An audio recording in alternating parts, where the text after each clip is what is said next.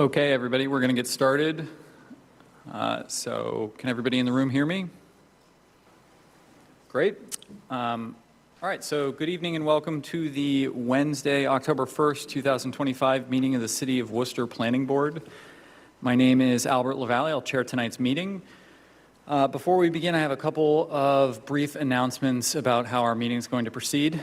First, I note all our meetings are in a hybrid format. You can participate either in person at City Hall or online by going to worcesterma.zoomgov.com/j/161-731-4979 or by calling in at 669-254-5252 and entering access code 161-731-4979 followed by the pound sign. For folks that are watching this online, hopefully that information is also on your screen. To manage remote participation during our hybrid meetings and prevent disruptions, all participants are automatically blocked from unmuting themselves, turning on their video, or sending chat messages. When the time comes for public comment, we ask folks who wish to comment to please raise your hand, and then the meeting facilitator will allow you to unmute your line when the time comes. To do that, to raise your hand, if you're on the phone, you can do that by pressing *9. If you're online, there's a little icon on the bottom of your screen. Next, I note this is a public meeting that is both being broadcast and recorded. Meeting minutes will also be published at a later date. To help with that process, we ask all speakers participating in person to use a microphone, to please clearly identify yourself each time you speak. And the first time you speak, please also state your city or town of residence for the record. To help maintain an orderly meeting, please also address all comments and questions through the chair, that's me, rather than directly to any of the other speakers or applicants. There are a couple items on our agenda tonight that are going to be postponed. I'm going to read through those shortly. If you're here on one of those items, please note no additional notice is going to be sent to you before the next meeting. The best thing to do is to call the planning department on the day of or the day prior to that meeting to hear if that is going to go forward that night. It's not uncommon for things to be postponed multiple times before they're heard by this board. Once an item is called, there'll be a brief presentation of the item, followed by any additional comments or clarifications from members of the city staff, then an opportunity for anyone from the public to speak before we proceed to board discussion and action on the item. We do take folks that are in the room first just to facilitate the process, and then we ask for folks online. And if you are online, we ask that you raise your hand at any point during the presentation of the item, because it just helps us get a queue going for people that want to speak. Finally, I note all applicants should be aware that approvals are generally conditional. Decisions are generally signed by the board at the next meeting and, where appropriate, filed with the city clerk the following day, which is what begins any appeals periods. Decisions are typically not released to the applicant until all conditions of approval have been satisfactorily addressed. It is the applicant's responsibility to address those conditions of approval, and a lack of doing so can result in delay or enforcement. If applicants have any questions on that, they're asked to please call the planning division. Okay, moving into the postponements, there are two tonight. Item number 1, 0 Farrington Street, a definitive site plan and private street improvement. The request is to postpone the public meeting to October 22, 2025 and extend the constructive grant deadline to November 13, 2025. And item number 2, 0 Chester Street, a definitive site plan. The request is to postpone the public meeting to October 22nd, 2025 and extend the constructive grant deadline to November 13th, 2025. Motion to postpone items 1 and 2. Is there a second? Second? Okay, on the motion, Mr. King. Yes. Mr. Delara. Yes. Mr. Toomey, are you still an alternate? You are. Mr. McCormick. Yes. I vote yes as well. That motion passes 4-0. We'll move into the first item on our agenda, which is going to be item number 3, 284 Grove Street. This will be a public meeting for a definitive site plan.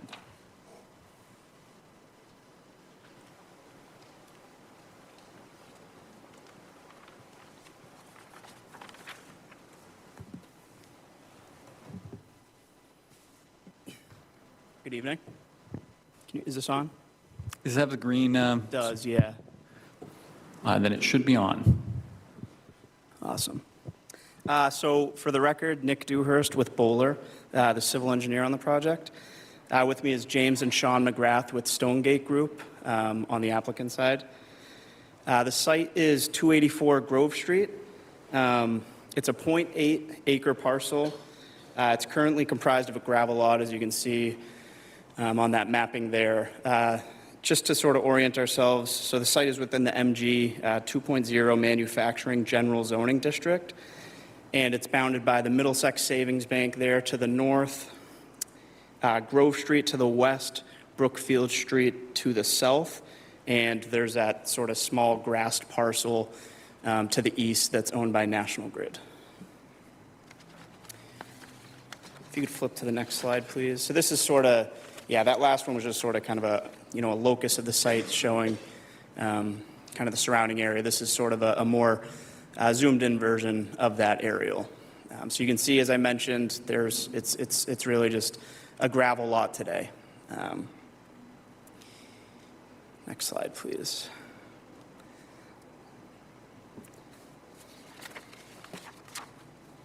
So what we're proposing to do is a 10,591 square foot building that's broken up into 3 separate tenant spaces. One of the spaces is currently designated as a bank, and the other 2 spaces are sort of general retail spaces. Additionally, we're providing, as you can see, a parking area, landscaping, utilities, stormwater management, and a lighting design as well. From a parking standpoint, zoning requires 28 total spaces. We are providing 30 spaces here, 3 of which are EV, as well as a handful of accessible parking spaces. I believe we're providing 3 accessible spaces. We're also providing some bicycle parking spaces at the northwest corner of the building, and then close to the entrance that's off of Grove Street. As far as access goes, we're providing 2 two-way full movement driveways, one off Brookfield Street, which is actually, it's in the same general area that the existing driveway that serves the site today is. Additionally, we're providing sort of a cross-access driveway between the bank parcel, which is actually under common ownership between, the applicant owns the bank parcel as well as the parcel that we're discussing right now. Vehicular circulation throughout the site is just typical 24-foot, 2-lane full movement drive aisles. As far as pedestrian access goes, we're providing new ADA accessible sidewalk connection from Grove Street that serves the 3 uses. We met with Michelle and Victor about 2 weeks ago at this point, just to sort of run through some additional ways that we could provide some additional connectivity and walkability throughout this site, the bank site, as well as the medical office building that is also under common ownership to the east. So we've further refined our plan from what was originally submitted with the application to sort of provide that walkability.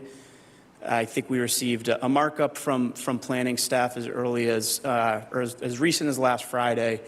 And we have introduced those suggested changes into our plans, which is actually, that's the plan that's shown on the screen today, or right now. Additionally, we're also providing a new screen trash enclosure that's situated at that northeast corner of the property. It's going to be fully screened. I believe it's vinyl fence is what the detail currently calls for. If you could flip to the next slide, please. So this is our grading and drainage plan. Relatively simple, not a ton of earthwork associated with what we're proposing here. It's a relatively flat site. So from a stormwater standpoint, we're providing a handful of catch basins that flow to drain manholes and ultimately to a proprietary water quality unit for treatment prior to discharging with a direct connection into that the brook culvert that flows across the site. We understand that that connection, it's recently been deemed that requires a notice of intent with conservation. I believe those culverts are now classified as bank under the Wetland Protection Act. So we've been working with conservation on that. We've filed our notice of intent, and we're on a meeting agenda to discuss that later this month. We have discussed that connection with DPW. We've actually done it on the other projects that we did for the same owner, as I mentioned, that abut this parcel, and we have their sign off on that connection. If you could flip to, I should mention too, just as part of the stormwater, we are, providing a pretty significant reduction in impervious surfaces. So, we're going to be providing some natural addition to recharge, infiltration, water quality volume, not only from that proprietary stormwater quality unit, but also just naturally through the additional landscaped areas we're providing. If you could flip to our utility plan, utilities are pretty straightforward. We're proposing new connections to the municipal water and sewer infrastructure within Grove Street, similar to what we did for the bank next door. We're also providing a new electric and telecommunications services that I believe will be sort of shared with the infrastructure that the bank currently utilizes. Additionally, we've shown the electrical infrastructure that's going to be required for those EV parking spaces that we're providing. Those are located sort of on the easterly-most parking spaces. If you could flip to the next plan, please. I think maybe the next one, please. Yeah. So this is just our landscape plan. We're providing a pretty significant amount of new landscaping throughout the site, really just consisting of multiple species of canopies, canopy and evergreen trees, shrubs, grasses, perennials, and different ground covers, and it does all meet the city's landscape requirements. Next page, please. And then, as I mentioned at the beginning of the presentation, we are providing a full lighting design that we've analyzed the light intensities throughout the parking area and at the property lines, and that has been submitted as part of our application as well. Just to kind of, so there's been a little bit of back and forth, as I mentioned, with planning staff on some of the architectural specific items. Specifically, we were asked to provide a door to that westerly-most use that's closest to Grove Street. We're asked to provide a door along Grove Street, which we have agreed to do, and that plan represents here. So that is included in our submission as well. And just to sort of summarize where we're at, as I mentioned, we've filed a notice of intent with conservation. We have received DPW's blessing on our drainage connection to the culvert. We've been working closely with Michelle and Victor and the rest of the planning staff, and we've received our latest comment memo yesterday, which is similar to the memo that we had received prior to the previous planning board meeting, which we ended up requesting a continuance from. So there really weren't any surprises, and I think we've introduced the majority of those comments into the plans that were most recently submitted to planning. So with that being said, we're happy to answer any other questions, or if it's if the board finds it beneficial to talk in any detail to the architecturals, we're happy to do so as well. Okay, thank you. Additional comments from the planning staff on this item? Sure, through the chair. This is Michelle Smith in the city's planning division. As was mentioned, this is a site plan application before you here for a new one-story commercial building at this kind of overall complex or campus that has been highlighted here. They're proposing to construct an additional 30 parking spaces. This was the site of a historic mill building, which was removed. There's some contamination, and then there is a culvert that runs subterranean on the rear of the property, and it's located at that corner of East Brookfield, and Grove Street. So we have a variety of comments. I will go over what's remaining. A lot of the comments honestly have been addressed through a series of revisions with the applicant. Most recently, it does look like these plans address a lot of the comments. We haven't gone through with a fine-tooth comb, so we would ask that you keep the conditions that we have recommended in the memo, just so we can play catch-up and verify that all of those have been addressed. But to kind of go through some of the high-level comments, if we could go back to the civil plan, this area of the city, as the board members know, we are at a point with zoning where we are sort of out of sync with the kind of vision for what we have for our community and what the regulations say. So part of our comments here was trying to really kind of reconnect the site to the street. So the applicant cited the building up along East Brookfield Street. In an earlier rendition, there was no main entry facing Grove Street. So we worked with the applicant, and they've shifted around the lobby for this Unit C, this front-facing unit on Grove Street, to incorporate an entry that faces Grove Street. We think is a really important element to activate that space. They've also included some storefront-style designs along East Brookfield, but unfortunately, as you can see on the plans, there's still a grade issue, so there are stairs, so they won't necessarily be able to be a primary accessible entrance for any of the unit spaces, but they do appear more like a storefront, and there's been additional glazing that the applicant has been able to incorporate to help that appear a bit more active and present more like the side of a building or the front of a building rather than the rear. So we appreciate their efforts to do that. Unfortunately, they weren't able to get rid of the stairs. There is a small retaining wall that kind of wraps around the northeast corner here of the building on the plan in order to accommodate a patio. So we had a few questions and comments about what those materials would be and if there would be any fencing associated with that, which may be reflected in the revised plans. Again, we haven't gone through. Overall, they've reduced some of the impervious surface that was located kind of between the building and Grove Street in favor of landscaping, bike parking, and a bench or kind of plaza type area, and have incorporated some additional landscaping. There are a few trees that are still absent in order to comply with the minimum zoning requirements, a couple trees in the back right-hand corner there along East Brookfield, and then another tree along Grove Street based on our calculations. So those are conditions of the approval. And then with its interrelationship to the other commonly owned sites, there were just some items that needed to be reconciled across prior approvals and to ensure kind of continuity in the campus for pedestrian, not only vehicular access. So you can see some of those adjustments that are shown here on the plan to more accurately reflect what was approved previously and will be reconciled, which included elevated walkways across the driveway, sort of serving as like speed humps of a different surface, and dedicated pedestrian accommodations that integrate through the site. So that happens in two different locations where you can see kind of the crosswalks through the new driveway and then also the crosswalks that exist or proposed in the existing driveway to help allow pedestrians to move through the site. So if you have someone who is in the medical office in the back and they want to come and grab money from the ATM, they can do that without having to walk along the driveway at their lunch break.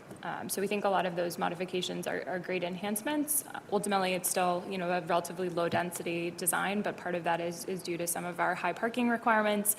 They are, I think, maybe 3 spaces over what the parking requirements are for this type of development. Have asked the applicant to consider designing the building in a way where it's structurally loaded for a second story so that in the future, when we modify those requirements, they have the ability to build denser, kind of more in line with the vision that we have for this area in the long-range plan, since this is a transformational corridor and is not far away from the commercial corridors overlay district and the downtown sub-area where we have no parking requirements and we allow people to kind of build forever. So you kind of have this juxtaposition of change in density and relic manufacturing zoning here that just hasn't been adjusted. So keeping in mind the kind of future visions, we appreciate the applicant working to try to connect the project to those goals, even though they're not yet codified in zoning. So we appreciate that collaboration. As was mentioned, we do require a notice of intent filing given the presence of the culvert and the interconnection for their drainage.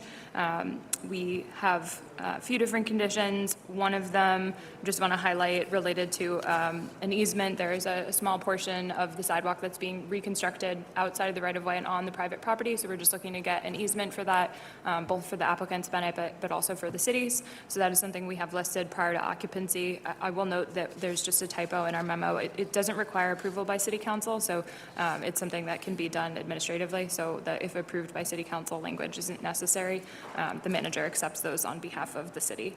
And then we are looking for a copy of a reciprocal cross easement in the event that the parcels get sold separately in the future, just to enable the driveway access to continue to provide and serve this site where it's located on the adjacent site.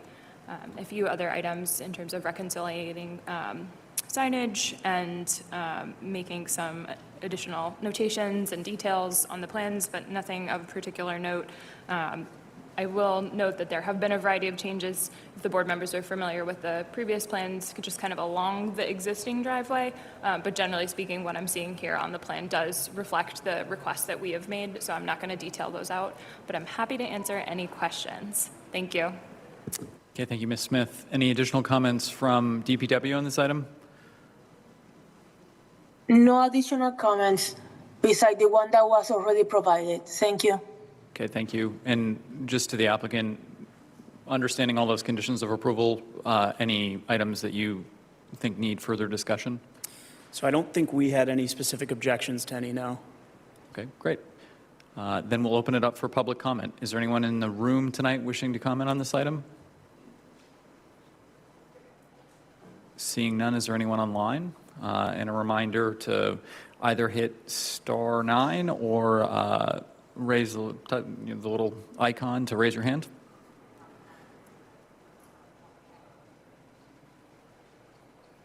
Okay, hearing no one online. Board members. For myself, is this on? I think so, but I kind of can't hear you. I think it's on.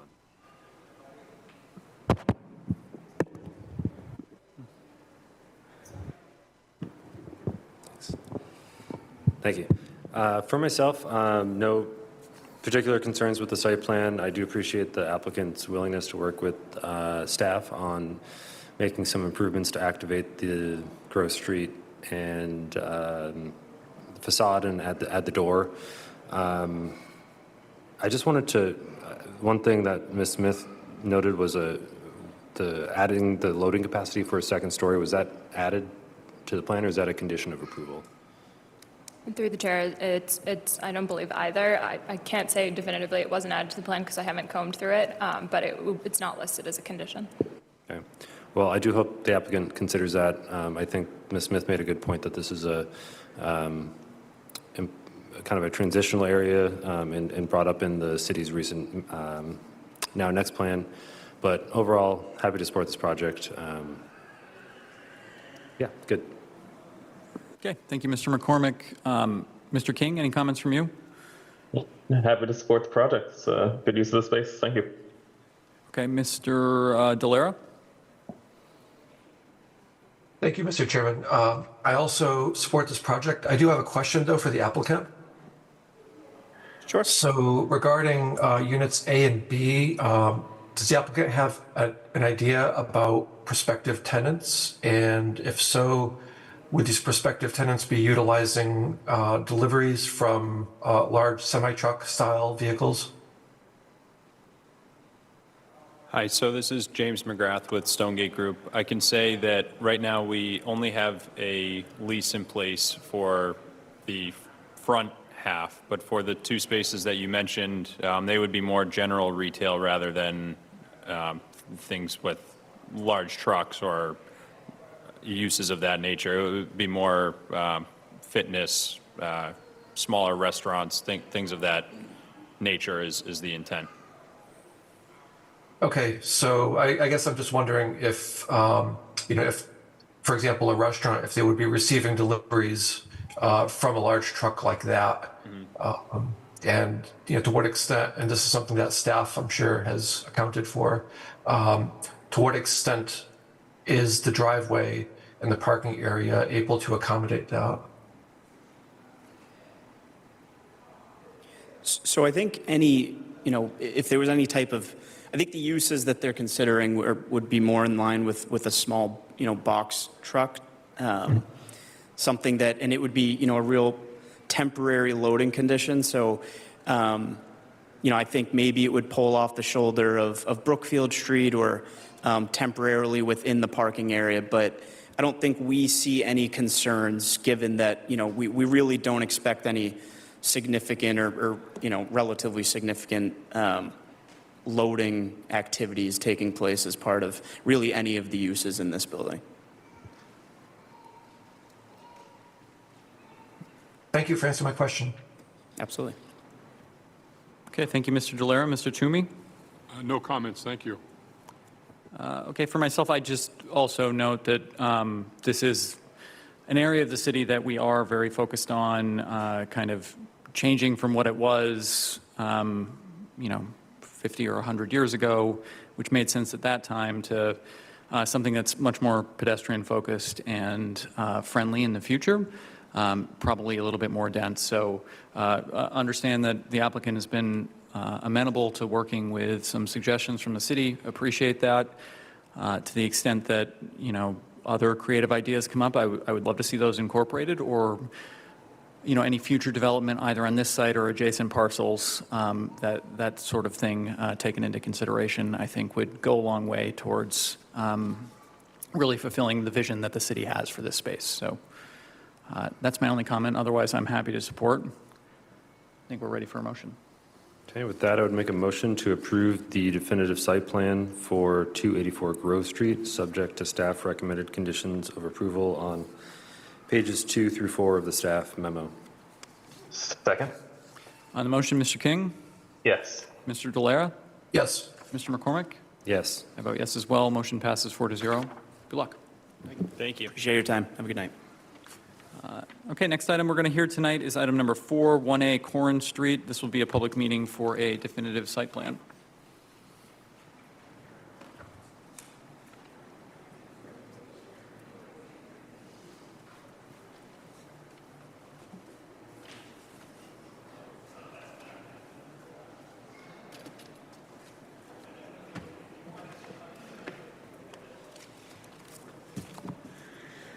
Good evening, Chair, members of the board. My name is Nate Bouts with Land Design Collaborative. I'm here on behalf of the applicant and landowner, ML Realty Group LLC. We're respectfully submitting this definitive site plan application associated with the single-family detached dwelling development at 1A Corin Street. The existing parcel is located in the RL7 zoning district at the corner of Corin Street and Grafton Street, surrounded by residential properties to the east and south. Property is not mapped within flood zone, habitats of rare wildlife, or wetlands situated on the site. The parcel contains approximately a quarter acre of undeveloped area with steep topography sloping from south to north. Public utilities are available within Corin Street for connections associated with the proposed development. As part of the project development, site preparation will include installation of erosion and sediment controls, installation of temporary construction entrance and tree protection controls. An erosion control barrier is proposed around the perimeter of the site as shown on the site layout plan in front of you. 2 existing paved driveway aprons exist within the site frontage along Corin Street. Those aprons are proposed to be removed, loamed and seeded, and closed off with appropriate curbing as part of the proposed development. The single-family residential dwelling is situated in the southern portion of the parcel. The dwelling will have associated paved driveway and curb cut connection to Corin Street. The house also includes a 12-foot by 12-foot uncovered deck and small level lawn area in the back of the house. And the site is graded to match existing topography and flow paths, not to exceed a 3-to-1 slope. Rain barrels are proposed at downspout locations for roof runoff attenuation. Additionally, additional utilities include proposed sewer, water, and gas off the mains within Corin Street right away.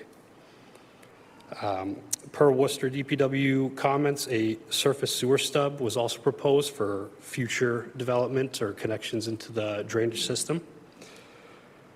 For landscaping, landscape areas consist of trees and shrubs proposed along the rear of the property line and provide screening to abutters located down gradient to the north and to the south. Upon completion of all construction activities, all disturbed areas will be loamed and seeded. Staff comments for this project were received by Planning and Regulatory Services, DPW Water Division, DPW Engineering Division, which have all been addressed and incorporated into these plans. Comments were received from Planning and Regulatory Services on Monday regarding additional plantings, which the applicant is willing to implement into updated plans as a condition of approval. The requests were for additional plantings along the northern property line, abutting along the property line shared with the Grafton Street neighbor. And an additional planting was requested, which is open for discussion with the board, in the southeastern corner of the site, along the shared property line with 3 Crane Street. And we would like to discuss that with the board, as there is an existing tree on 3 Crane Street site. Also, proposed utilities are proposed in that location also. So the implement of a tree in that location specifically will prove some difficulty. Additionally, the project is subject to the local notice of intent for work within 100 feet of the stormwater protection zone with conservation. That hearing was held on Monday and conditionally approved. And with that, I'd like to open up the floor for any questions. Thank you. Okay, thank you very much. Any additional questions from members of the city staff on this item? Through the chair, this is Rose in the Planning Division. I don't have any questions, but I'm happy to give a quick overview. Before you tonight is a definitive site plan application for construction of a single-family dwelling on a property with 15% or greater slopes. As described, the property slopes from, I believe it was 520 down to 504 at the rear, so it's about a 16-foot change from the front to the south side of the property, or plan south. I think actual south.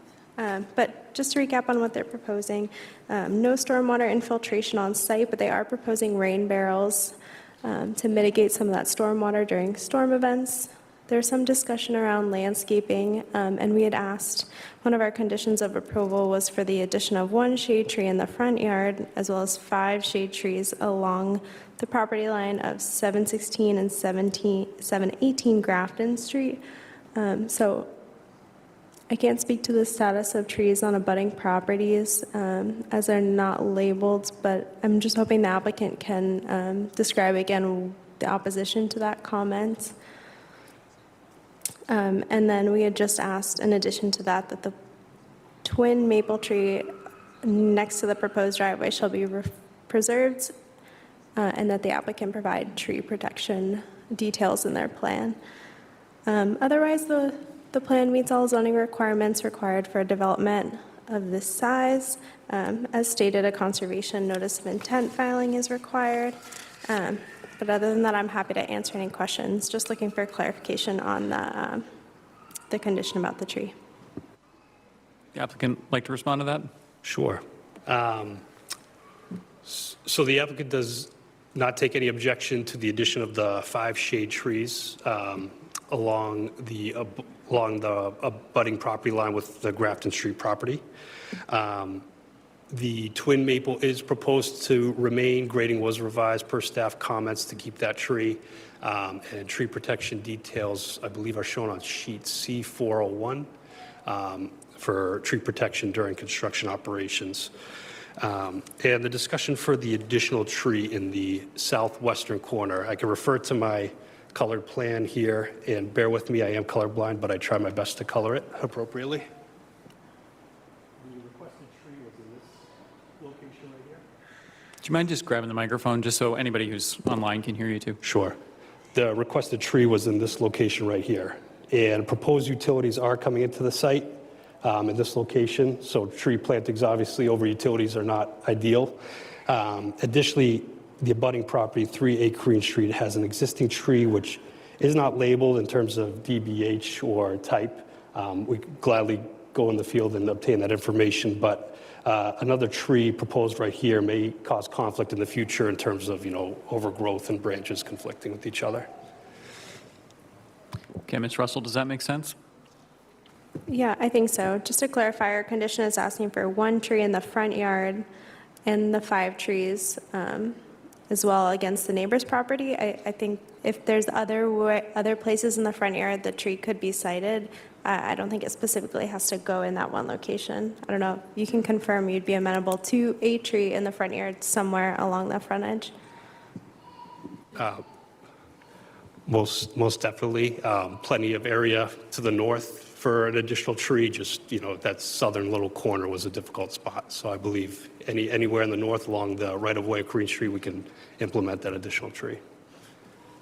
Okay, and Ms. Russell, just while we're talking about trees and the area to the north, which is sort of plan left, is my understanding, I know Mr. Panak also had some concerns about sort of that big green area to the north of the building being sort of cleared, and then what goes back there, hoping maybe some trees.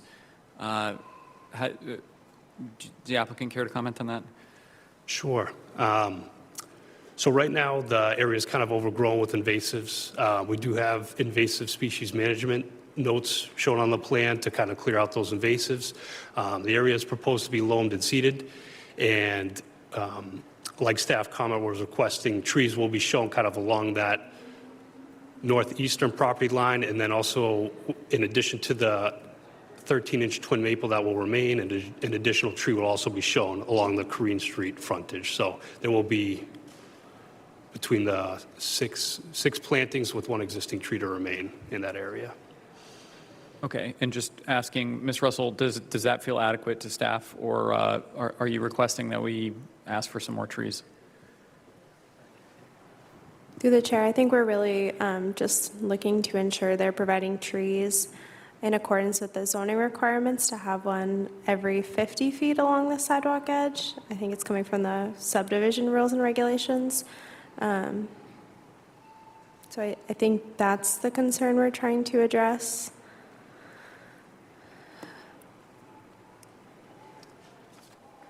Understood, but I'm not exactly following.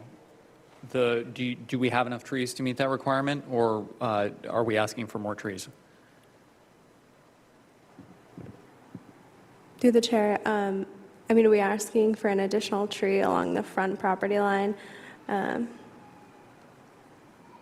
So in addition to the 6, 7, or? I think it's 5 and then 1 along the front edge, so a total of 6 trees.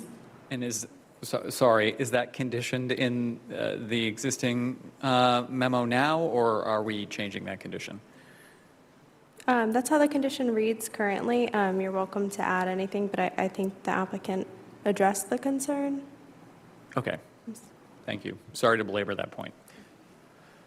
Additional comments from DPW on this item?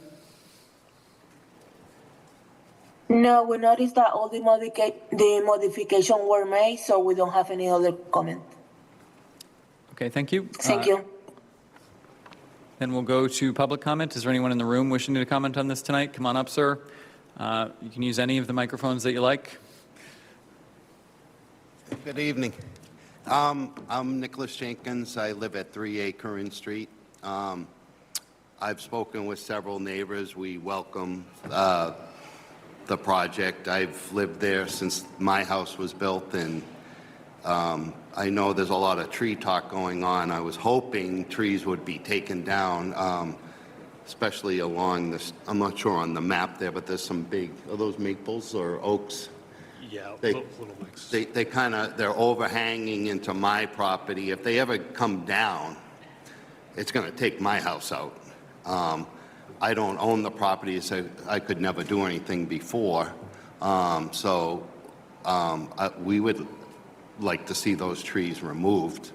And in the back, there's so much tree, I can barely get any sun in my backyard.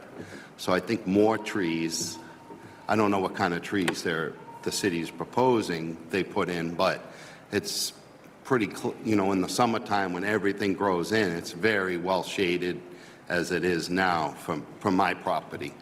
And I'm the last house there before this lot.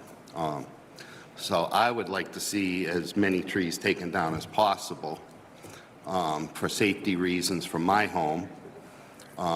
because eventually it's gonna come down. Lightning strikes it, a windstorm, anything, and there goes my because they're kind of lean towards my house as well, too. Okay, I just asked the applicant, the trees that your neighbor is referring to, are those trees that we're asking to stay, or are those trees that are planning to go? So the rear trees are proposed to be removed, and I think this coincides with my request to move that tree from the southwestern corner further north. That way, it's further away from 3A Corrine Street and also in a more ideal location away from proposed utilities. Okay, so it sounds like what the applicant's saying and what my understanding is a lot of your concerns, so those problem trees are going to come down, and they think they have a good solution for not encroaching on your property in the future. Yeah, I think it's the ones where the power lines are, too. Those are some tall, I don't know if they're oaks, maples, I'm not sure, but they don't seem very sturdy there, and eventually, they come down, they'll come in towards my house. They're taking it down. They're that tall enough to do that. And my only other question, not so much a concern, but my house, I have a fence, and then it drops off to where my property line is. My question was, what was proposed along there where here's my fence, and then it kind of slopes down to their property? Is there going to be some kind of wall put in, with construction going on? I don't know. I'm not saying construction will unearth anything. I just don't know. I just don't want everything to start, like a landslide. Sure. And I'm not saying that's going to happen. That was just a question I had. I think it's a fair question. Do you care to comment? Sure. And if we wouldn't mind flipping to the grading, drainage, and utilities plan.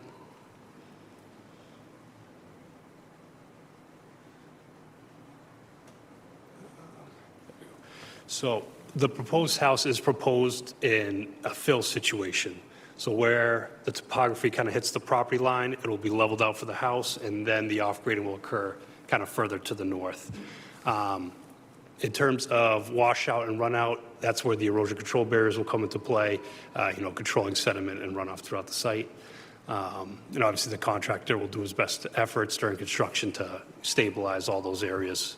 But yeah, basically, it's not a cut situation where basically the property comes down, hits your property line, and then we have a 40-foot drop. It's the house will be filled, yep, and then the off-grading further down to the north towards Grafton Street. Yeah.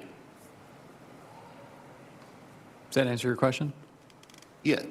I mean, I'm not an engineer, but it makes sense, what he's saying. I think my big thing is I would love to see all those trees go. I know the entrance that's already there, there's a tree that's on my property. I wouldn't mind that coming out as well. I've called over, I've been there since 2018, and the electrical company only trim a branch that touches the wire. So it's like every couple of years they come, they take it looks like a scarecrow up there. It's got half its branches cut from, hitting the wires. Part of it they won't touch because they say it's the cable company wires. It's just an eyesore. And I don't think it'll give good curb appeal for the house that's going in there either. I don't mind if it's removed. I don't want to pay for it, but even though it's on, but they can take it out of there if they want. I understand. So the only thing I would tell you, like from a practical perspective, is it's not something we're going to condition in our approval tonight. However, the way this works in the real world, when they go to start construction and, the tree folks are there, you should introduce yourself and have a conversation. It sounds like the applicant's amenable to kind of being a good neighbor, and hopefully you guys can work something out between the two of you. No, I understand. I wasn't expecting the board to make that a stipulation, but those are my only concerns. And like I said, I've spoken to my neighbor at 3B, the neighbor, everyone's excited that finally that lot's going to get cleaned up and cleared out and something put in. So those are my only questions. Okay. Well, thank you for coming out tonight. All right. Thank you. Anyone else from the public in the room tonight wishing to speak on this item? Seeing none, is there anyone online? A reminder, it's *9 to raise your hand or the hand button.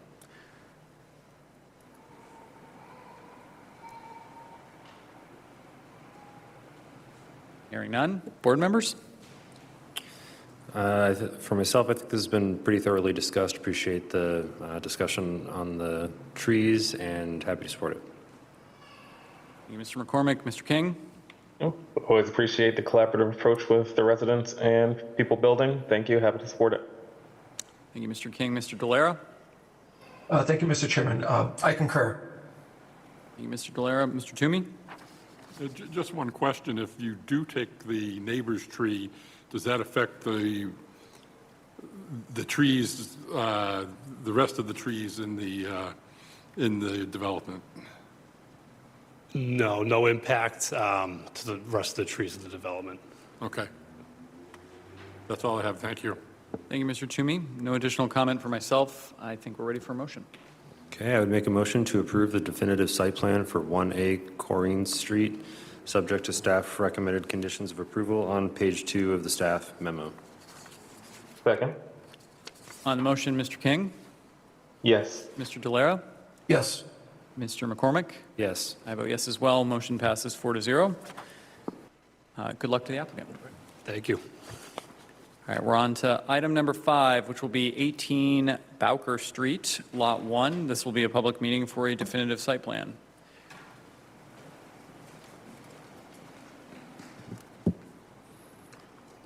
Ready? Yeah. Hello, my name's Raymond Lopolito. I'm here on behalf of the applicant, Elio Romeo. And today we're looking for the definitive site plan approval for 18 Boker, Lot 1. We were previously here for Lot 2, and now we're here for Lot 1.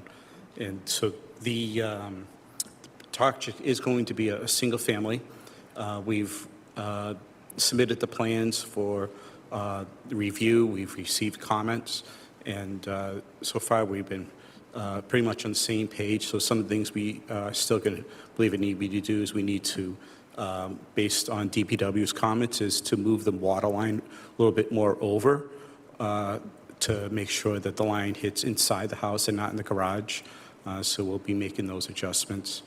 And then some of the curbing we're going to adjust for the driveway to make sure that the driveway stays consistent with the width of the garage doors that we're putting in. They will be installing some basement/foundation drainage, so there'll be a perimeter drain installed. I believe that might have been missing on the drawing. So that is part of the code, and that will be implemented and incorporated into the plan. But the client's very excited about building the home, and he's looking forward to doing it. And so if there's any comments or suggestions, we're here willing to listen and accommodate if anything like that needs to happen.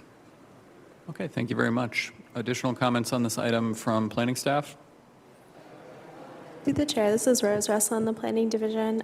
So the application before you is a site plan review application for 18 Bowker Street. They're seeking to construct a single-family dwelling on a property with grades in excess of 15%.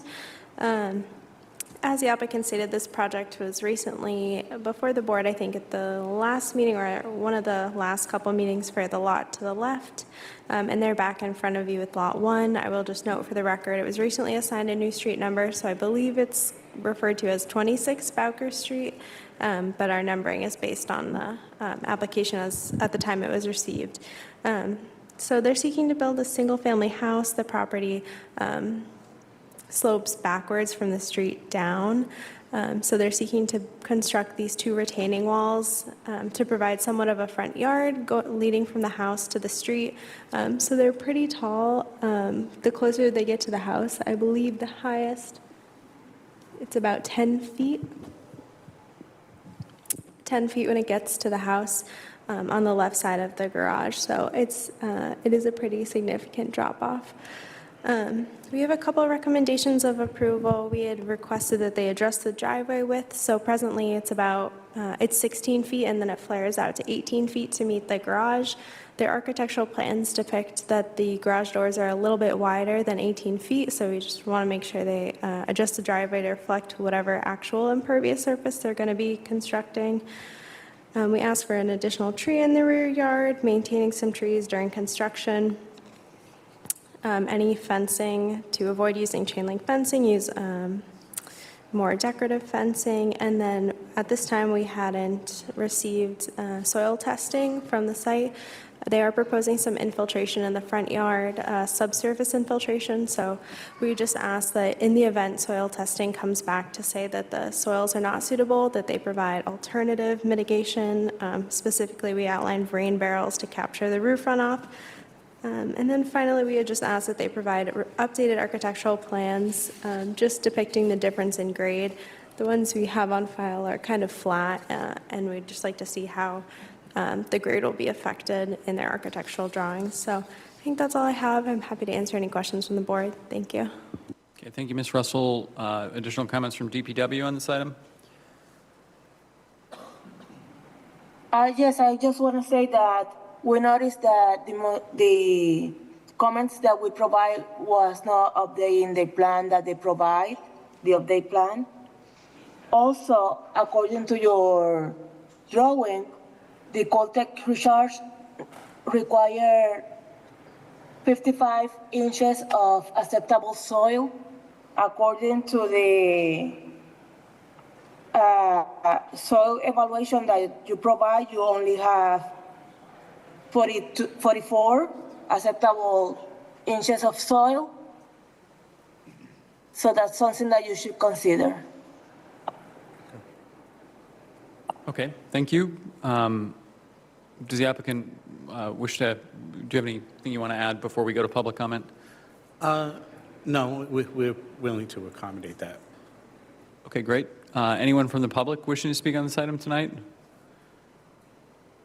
Not seeing anyone in the room. Is there anyone online? Star 9 and the raise your hand icon.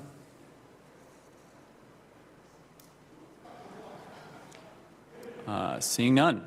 Board members. I'm all set with this one. Happy support. Mr. King? No comments. Thank you. Mr. Delera? No comment. I support this as well. Mr. Toomey? No comments, thank you. I think it seems like a great project, and I'm also happy to support it. Ready for a motion? Sure. Make a motion to approve the definitive site plan for 18 Bowker Street, subject to staff recommended conditions of approval on pages 2 and 3 of the staff memo. Second. On the motion, Mr. King? Yes. Mr. Delera? Yes. Mr. McCormick? Yes. I vote yes as well. Motion passes 4-0. Good luck. Thank you. Have a good night. All right, next item on the agenda is item number 6, 333 Shrewsbury Street and 68 Chilmark Street. This will be a public hearing for a special permit for mixed-use residential conversion in the CCOD.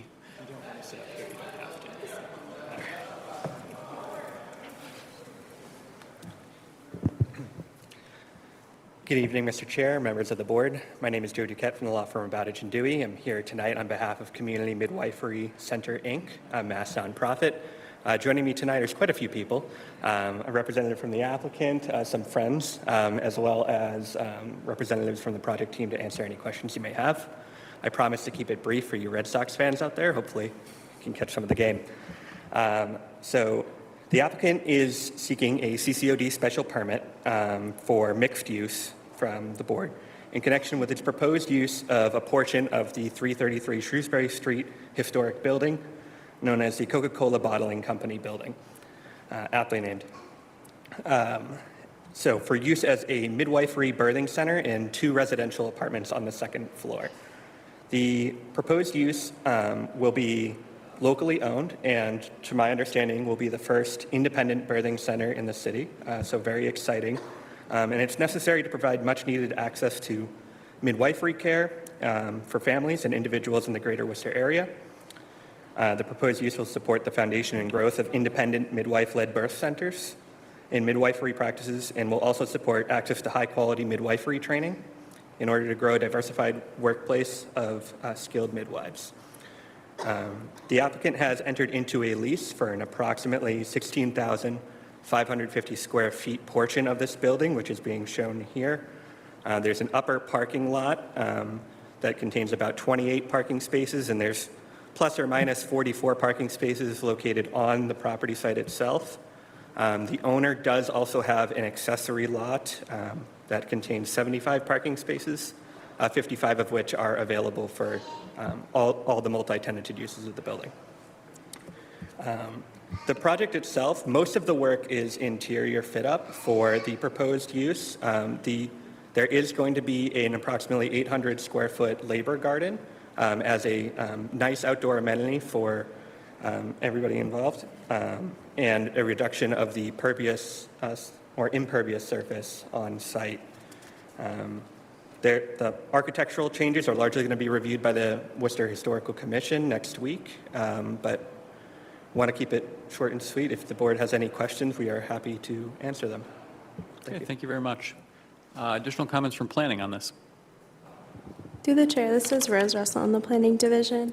Before you use a a special permit application for a project located in the CCOD for a mixed-use development. So the applicant is seeking a special permit to allow the use of a clinic. They're seeking to operate a midwifery birthing center and to construct 2 residential units on the 2nd floor of the building.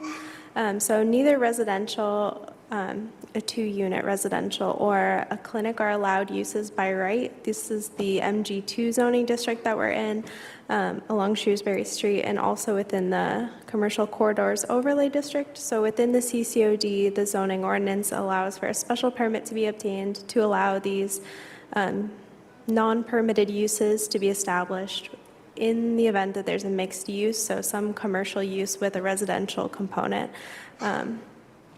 So that's what they're seeking from the board tonight, is to enable this mixed-use development. So the applicant's seeking to convert 14,000 square feet of the existing building into a clinic, and then those 2 units will be located on the 2nd floor. The tenant space is right at the corner of Putnam Lane and Shrewsbury Street, right as you drive by it. This is quite a large building. Folks may be familiar with different tenants located at the site. They have auto repair, a health club, office, warehouse space in the building presently. So there's a number of different uses. There's an upper parking lot. There's some parking located behind the building along Putnam Lane. But on the site itself, there's a total of 43 parking spaces. And then off-site, the owner of this building owns a lot across the street on Shrewsbury Street where 55 parking spaces are provided for tenants, employees, residents. So they do meet the parking requirements. They're just located off-site. So improvements to the building itself are pretty limited. It's a historic structure. As stated, they're going before the Historical Commission next week. Just to hit on some of the board's considering a special permit. They are doing some very minor exterior work. So they're creating this labor garden, as you can see in green on the plan.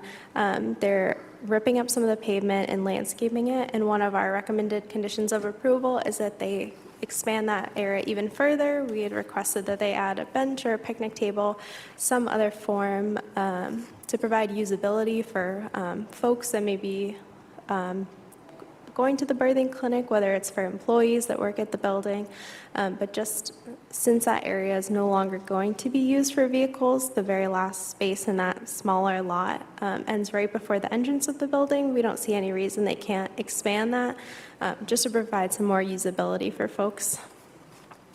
Make it a little more inviting. If you're exiting or entering the building that way, you can walk up to the parking lot. So it's really, it would improve safety, I think, for pedestrians traversing that way to clearly delineate the end of any vehicular traffic along that area. So we had just asked that they expand that area. We had asked that they provide some bicycle racks, that they add a bollard or signage to clearly delineate the end of the parking facility. And then one of our recommendations of approval just before I throw it back to the applicant, is that we had asked they relocate the dumpster outside of the front yard. So as you can kind of see here, there's 2 parking spaces that are parallel to Shrewsbury Street. And then the dumpster is provided south of the parking spaces, right adjacent to the street. So we had asked that they find an alternative location on site for storage of their dumpster. In previous iterations of the plan, they were showing 3 parking spaces here. I think staff would ideally like to see it neither for parking or for dumpster. So if there's any way, it's not included as a recommendation in our memo, but if there's any way the dumpster can be relocated and that area can be landscaped to improve aesthetic characteristics of the site itself, we just encourage the board and the applicant to consider whether that's a possibility. For questions for the applicant, I just asked them to talk about how they plan to manage security for tenants, introducing the residential development to the building, how they plan to manage the different users of the building and folks living there.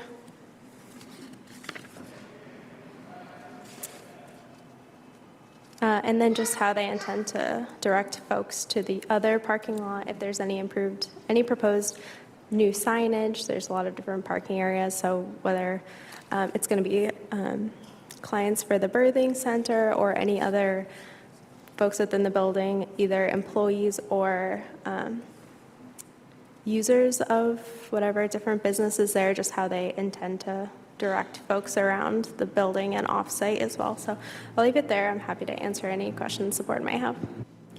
Thank you, Ms. Russell. Applicant want the opportunity to answer some of those questions now.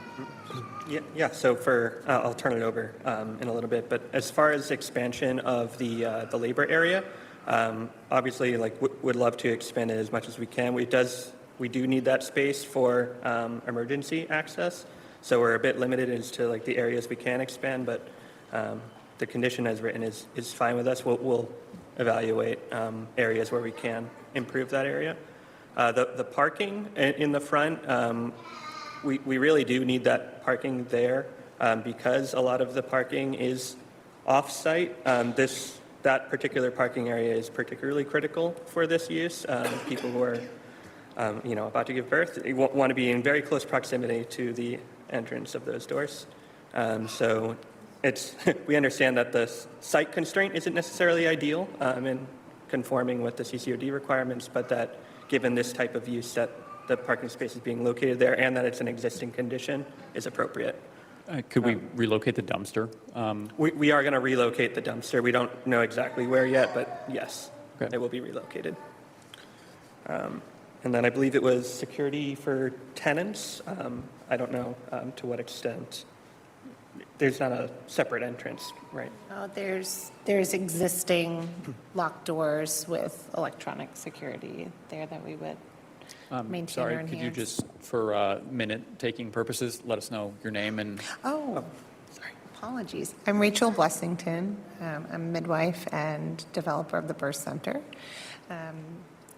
So for the question was about the apartments up above? Yes. So to utilize the side access on Putnam Street, it is a locked door, and I think there's also electronic key and system that we would maintain, as well as a camera at that entrance.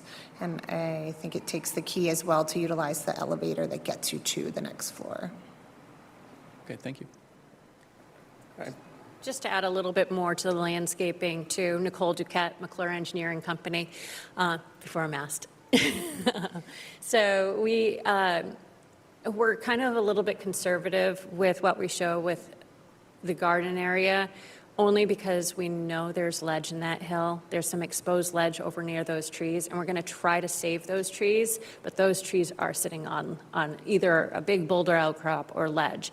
So we're going to try to save those with the construction of this. We are kind of cutting into that hill. So if we can cut into that hill a little bit more, we'll make the garden a little bit bigger. The The purpose of that is to have a rest area and a walking area there. So this is kind of like the minimal that we'll see out there as far as landscaping. You'll probably see a little bit more features out there in the actual. The other thing is we're around the corner, so the pavement does go back to the back tenant, which is the CrossFit and the MMA. Area towards the back, there's a back door. So we do need to keep the access out there. And there's a lot of, where that building bumps out, there's a lot of utilities there. And we can't relocate that. So that's the reason why that's kind of moving around that corner, just to keep access around those utilities.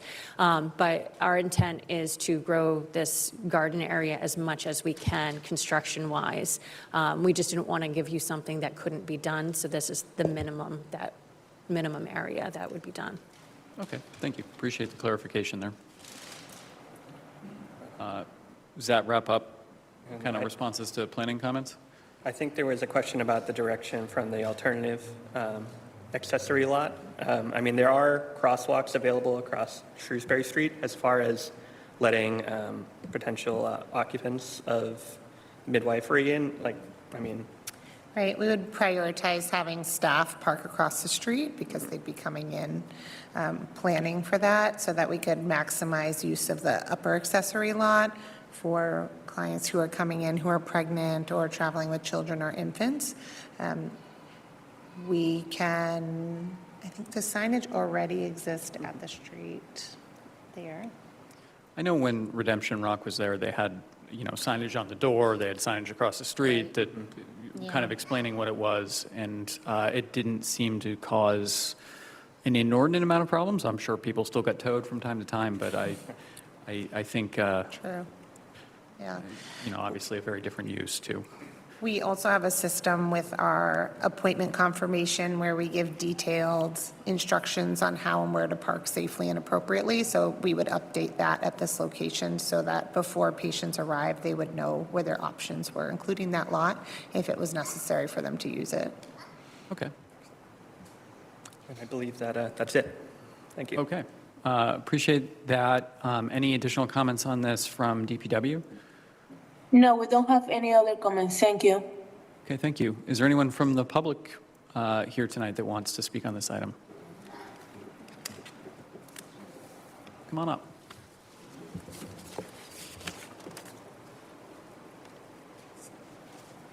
Hi, my name is Shaeja, and I'm from the city of Worcester. And this is Khalid, and he's a lot of fun. And thanks for all the grace with little people in this meeting today. But anywhere they are, babies are going to be. So here we are. Just wanted to speak the importance as a community member, as someone who's running a community center, the importance of the services that Worcester Community Midwifery offers. And just to put into context that there is one birthing center in the entire state, and it is about an hour and a half away. And so this is truly a public health issue around the sense that families are traveling an hour and a half while pregnant or in labor to receive prenatal birth and postpartum care, which obviously causes a great amount of risk.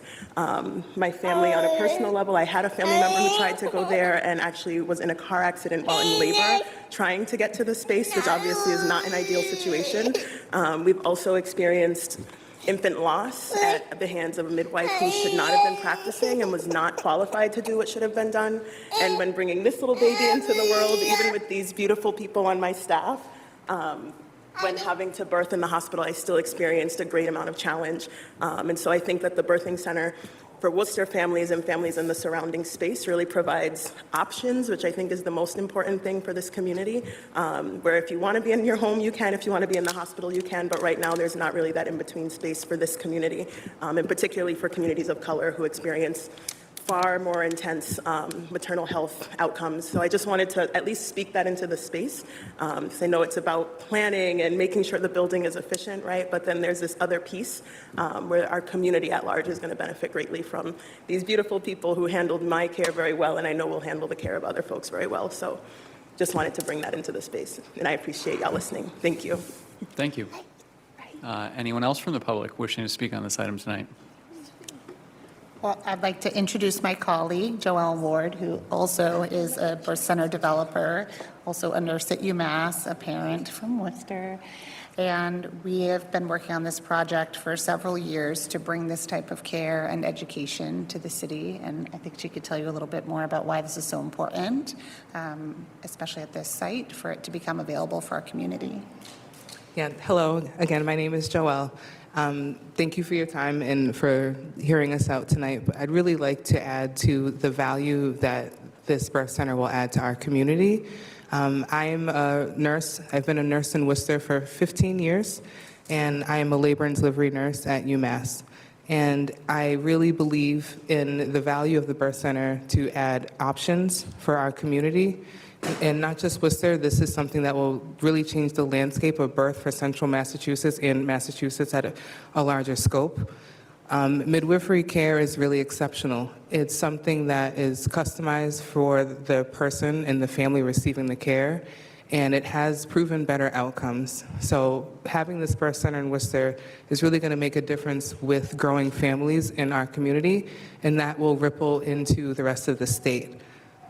We're also, with not just providing birth, but also community services that are health-oriented and inclusive.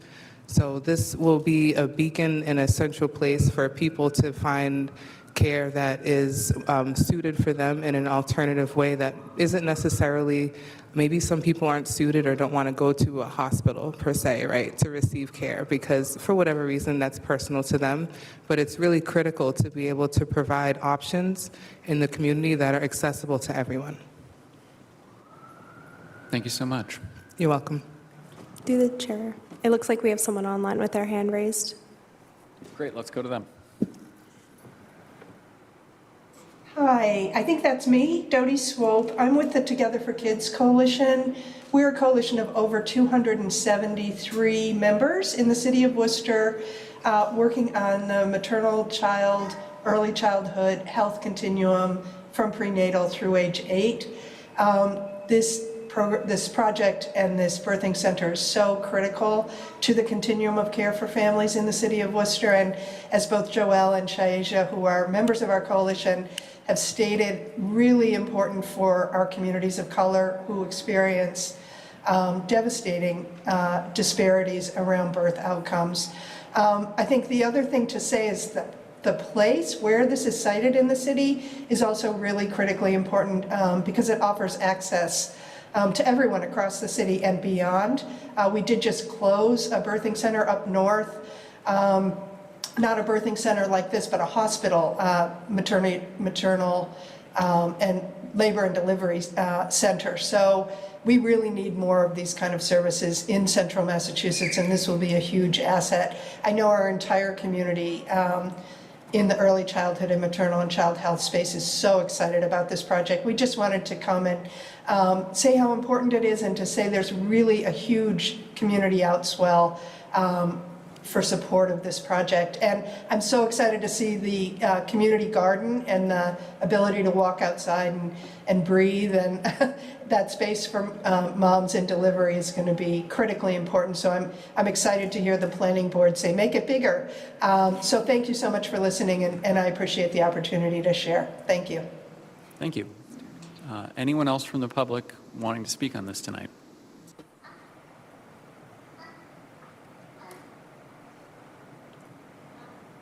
Seeing none, board members? For myself, I am very happy to support this. Not only is this a great reuse of a historic building, this is clearly an important need for the community, the city of Worcester, and the region. I think some of the public commentators probably spoke on this better than I would, so I won't belabor it, but I'm happy to support it. Yeah, I'll leave it there. Thank you, Mr. McCormick. Mr. King? This is definitely a great addition to the community. Happy to support it. Thank you. Mr. Gilera? Thank you, Mr. Chairman. This is an inspired use of the existing site, and I'm also very happy to support it. Mr. Toomey? Yeah, it's a great use for the property. My only concern is how many people will be parking in the remote parking area. Because just looking at an aerial map, there are no crosswalks. The closest crosswalk is Adams Street going, I guess, the east. and going west, it's a long ways down. Just very busy street, having people crossing is a dangerous thing. It is certainly a challenge. The parking lot is within 350 feet of the site, so while the crosswalk is a decent distance away, for anybody who needs immediate service, there's definitely going to be some preferential that the staff park in that lot and make the trek over to the building, and anybody who needs to be in much closer proximity to the building will utilize the upper lot or the parking spaces in the front. The spaces in the upper lot are not assigned, generally speaking, so it's first come, first served for those uses. During the day, generally, I'm not a traffic engineer, but my understanding is it's not always fully utilized, so there's a good amount of availability for parking on site most times. Yeah, again, there's just a lot of pedestrian issues, especially on Shrewsbury Street, and it's just, if you do have staff doing it, just to tell them it's pain, you got to walk around, but just to make sure that they are crossing safely, because, a place that's bringing life into the world, we don't want to be having something else on the other end. Other than that, it looks great. Thank you. Thank you, Mr. Toomey. For myself, I am thrilled to support this project, and thank you guys for coming and sharing a little bit of information. I understand it's probably been a pretty long road to get here. I hope that the rest of the journey is not too arduous. Thank you. Thank you. With that, I would make a motion to close the public hearing. Second? On the motion, Mr. King? Yes. Mr. Delara? Yes. Mr. McCormick? Yes. Mr. Toomey? Yes. I vote yes as well. 5-0, hearing's closed. And I would then make a motion to approve the special permit for mixed-use residential conversion in the CCOD for 333 Shrewsbury Street and 68 Chilmark Street, subject to staff recommended conditions on page 2 of the staff memo. Second? On the motion, Mr. King? Yes. Mr. Delara? Yes. Mr. McCormick? Yes. Mr. Toomey? Yes. I vote yes, 5-0. Good luck. Thank you. Thank you.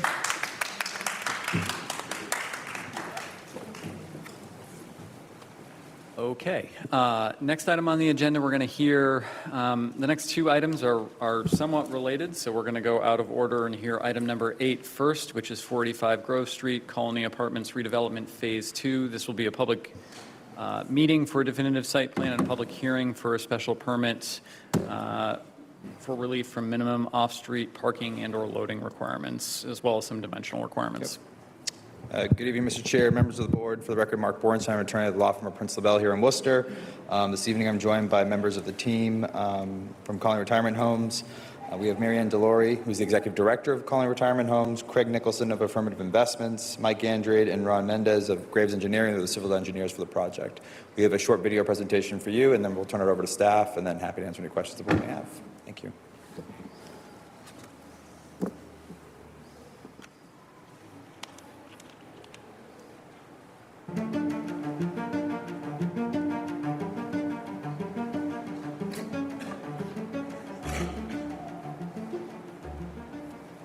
Colony Retirement Homes, Inc. is pleased to share the Phase 2 of its redevelopment project located at 485 Grove Street in Worcester. This is part of Colony's broader vision to modernize and expand affordable senior housing in the city while promoting accessibility, sustainability, and community. The subject property contains approximately 257,000 square feet of land and is presently occupied by 13 two-story residential buildings with a total of 139 dwelling units, 124 parking spaces, 3 existing internal driveways, internal walkways, and outdoor recreational areas. The subject property is located exclusively within the Business General BG3 zoning district. The property is bounded by Grove Street and residential uses to the north, residential buildings on Rosemont Road to the east, Chadwick Street, residential uses, and Francis J. McGrath Elementary School and athletics fields to the south, and Forest Grove Middle School to the west. Colony has proudly served the Worcester community for decades, providing affordable housing to seniors. But with its buildings dating back to the 1960s and 70s, many elements of the existing buildings, such as outdated heating, plumbing, and electrical systems, as well as poor accessibility, no longer meet the needs of today's residents. To address this, Colony has developed a 4-phase master plan to completely redevelop the site, When complete, the community will feature 220 modern, affordable units spread across 4 new energy-efficient buildings.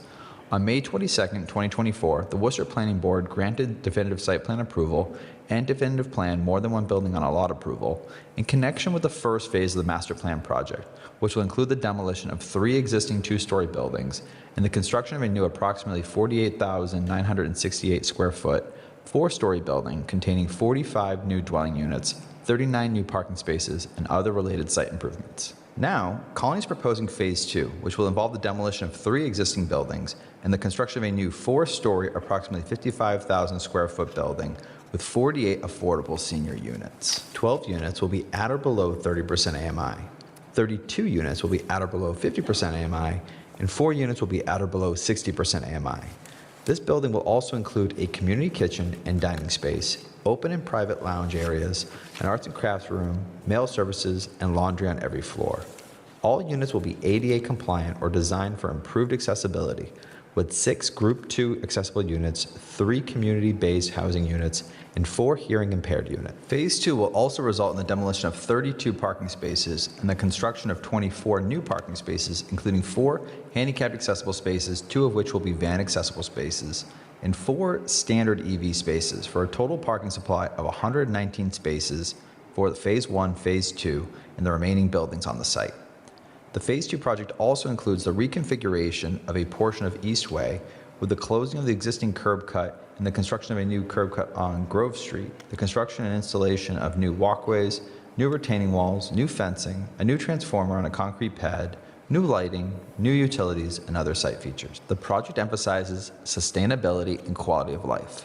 The Phase 2 building will be designed to Passive House standards, built with solar-ready rooftops, and be equipped with high-efficiency all-electric HVAC systems. Colony is also enhancing the site with new landscaping and native plantings, outdoor patios, and green space. New stormwater management will be provided through deep sump hooded catch basins and proprietary stormwater treatment units, new area drains, a bioretention area, and an operation and maintenance plan.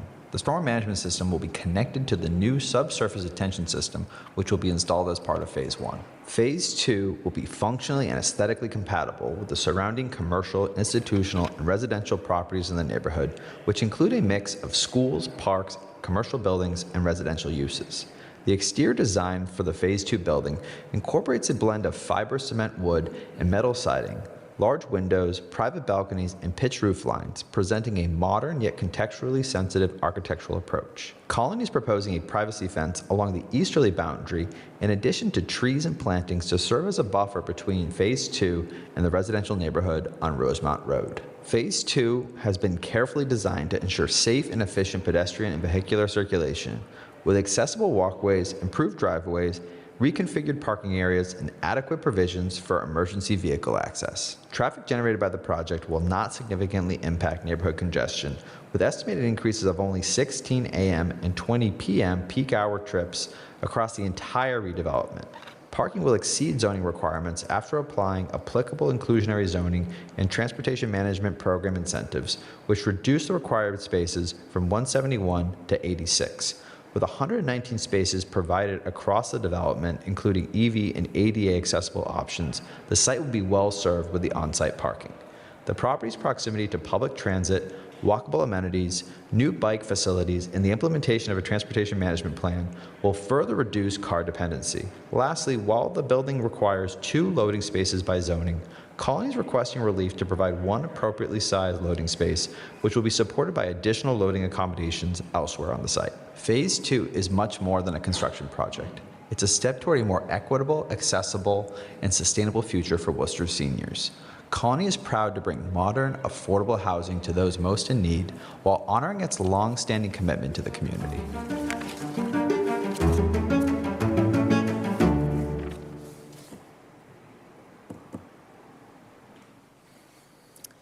Thank you.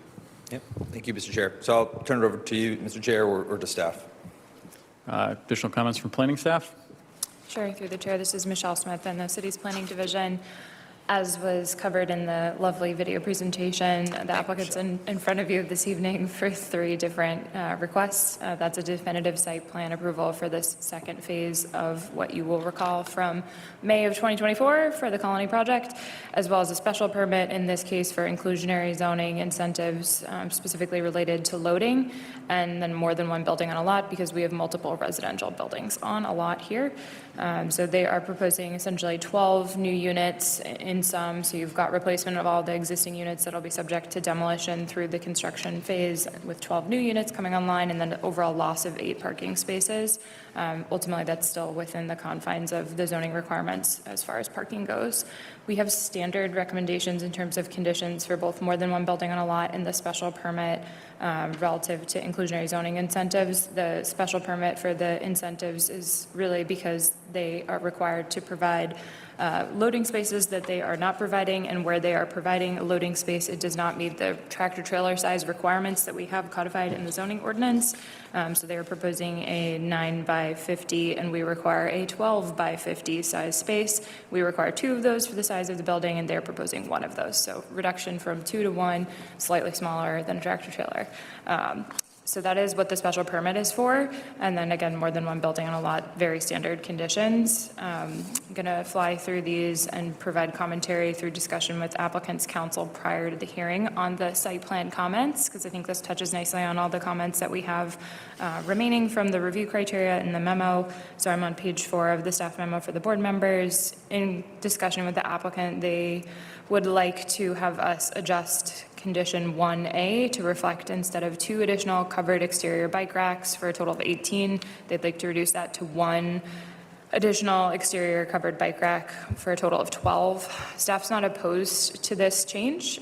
We just want to make sure that the applicant understands the desire to see interior bike parking be incorporated into future phases of the project, so that there are spaces available for resident use should the facility have residents who might want to use an e-bike or otherwise to get around. It's unlikely that folks who reside on the property would use a bike that's located exterior, although employees or guests might use those facilities. So we want to ensure that a future phase incorporates that. So that's not a condition, more just an annotation for the project team who's done a lovely job preparing the plans for this phase. We're amenable to the reduction given that it is part of a larger phase project, and there's some cost efficiencies the applicant's seeking to provide by not having infrastructure be installed in locations where it would then need to be decommissioned, relocated, so trying to not undo things that they've recently done. So with that in mind, we're fine with that adjustment. We are on 1C, staff had recommended, if we could maybe go to the landscape plan, staff had recommended additional plantings between the eastern side of the building and the driveway. There are these sort of patio areas for the ground level units and balconies for the units above. There are a variety of generous plantings that are being provided, but this is an area where there's not much in terms of canopy, and so staff had requested the applicant explore that. It's my understanding their design team is concerned about the proximity to the building in order to provide trees in that location. So we'll let the applicant's team kind of comment on that. I'm going to rattle through all of these, and then they can kind of regroup back on that. So I would say up to the board in that condition, in lieu of those shade trees, it may be of interest for the applicant to offer up some sort of planting that grows to potentially become more of like a screen or a hedge for those locations, just to provide some additional buffering for the residents on the kind of ground floor that directly abut the sidewalk and driveway.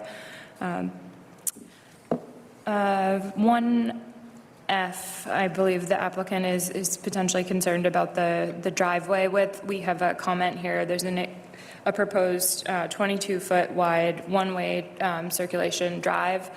Staff is recommending a reduction of that to whatever is the minimum necessary for fire apparatus. When you have basically 2 standard travel lanes, it starts to look and feel like I can go 2 ways, and even with signage and pavement marking, people do things that are not what we would like them to do. So just to discourage that further, we'd like to see that reduced to the extent possible in coordination with fire. So we have the language worded that way, but we do understand the applicant is maybe not in agreement with that. So just wanted to provide the board with context on where that's coming from and why. 1G, we are going to relocate this to prior to issuance of a building permit. And then for 1H, we are going to add to the end of the sentence, to the extent visible from any public way, and that's related to rooftop utilities being screened and recessed. We are also going to make a modification, and this is a long one. So for 1E, relative to lighting, at the end of the sentence, we are going to say, to the extent that additional lighting is needed, except for walkways that will be demolished in later phases, and provided that lighting is not reduced below existing levels.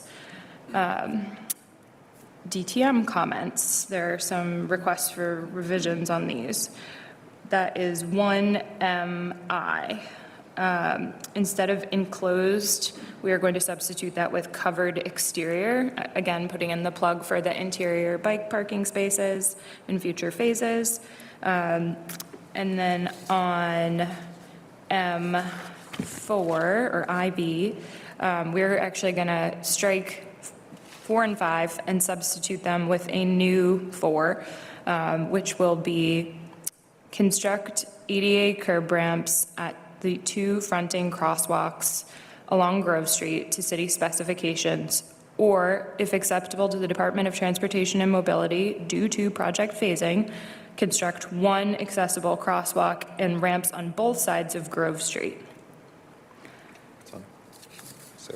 I think I've got all the revisions to the conditions that were discussed with the applicant. I'll have them correct me if I'm wrong. And the only other comment that we wanted to provide that wasn't covered in that summation was about amenities for the outdoor space. We know there's no impact in this phase on the existing raised beds, but just wanted to comment about the potential for feasibility of incorporating a raised bed, given that this phase does include a kind of commercial kitchen space, and if there might be an opportunity to site something near to that entry for use. So it's not a condition, but just was a comment that we'd had in the memo. Happy to provide any clarification for the board or the applicant, and apologies if I missed anything. Thank you. Thank you, Ms. Smith. Does the applicant want to address some of those? Yes, Mr. Chair. So if I may, as Ms. Smith indicated, we have not a large landscape buffer between the walkway and the building itself. The concern is the shade tree with respect to roots might pose some difficulties with respect to the building and the proximity there too. In addition, the landscape architect was very deliberate in terms of the design of the landscaping. They have proposed shrubs and 2 trees in between each of those. I believe they're balconies or patio areas, correct?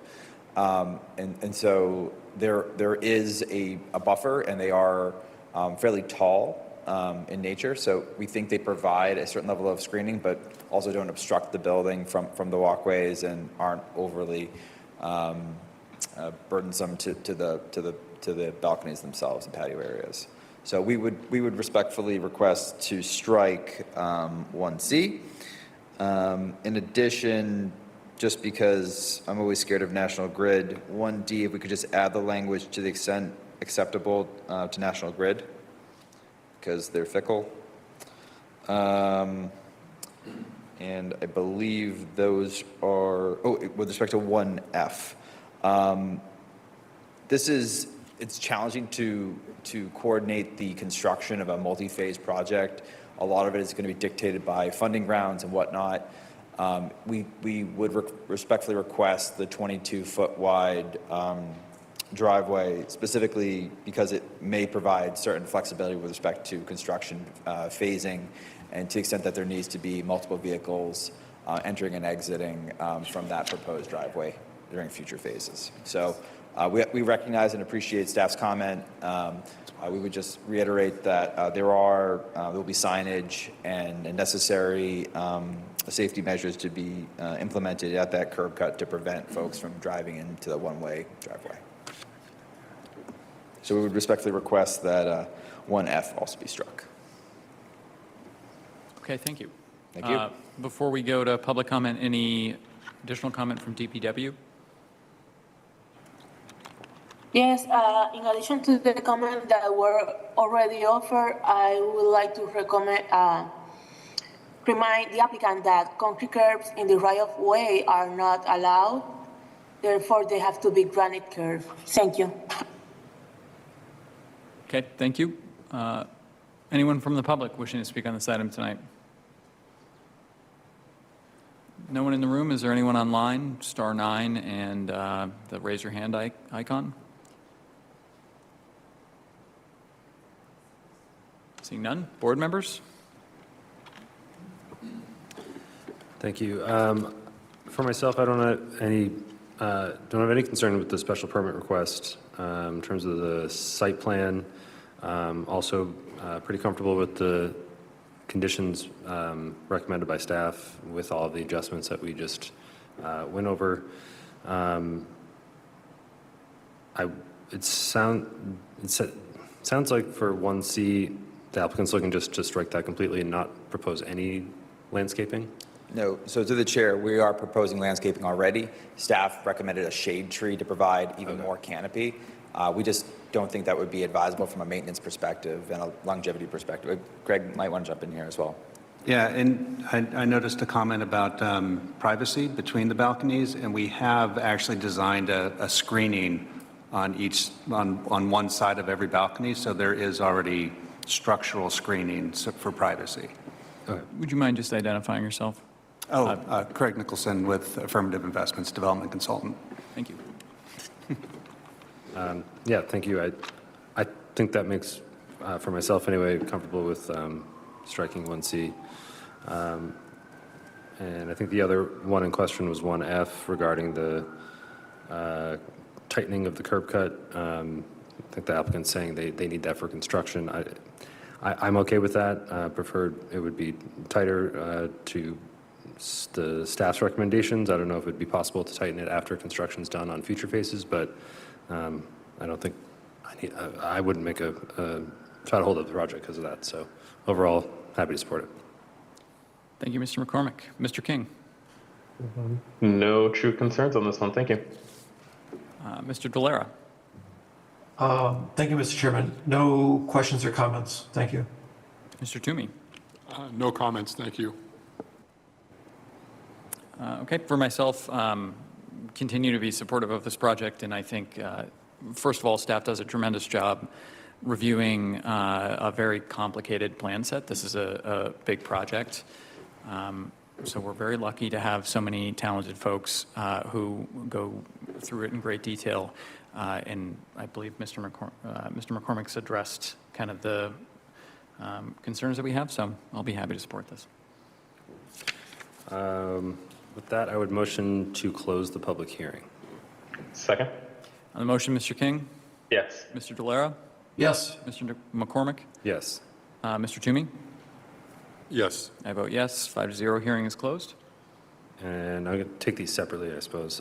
Make a motion to approve the special permit for relief from minimum off-street parking and or loading requirements for 485 Grove Street, subject to staff recommended conditions of approval on page 3 of the staff memo.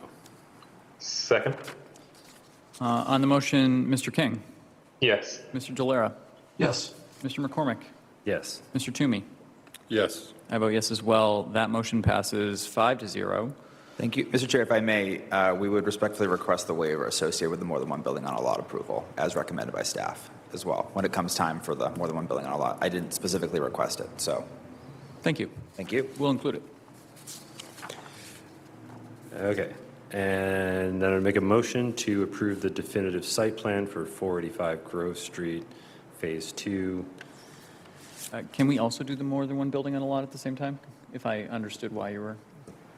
Yeah, I think so. Okay. Through the chair, if you could, did you close the hearing on that? I did, yes. Thank you.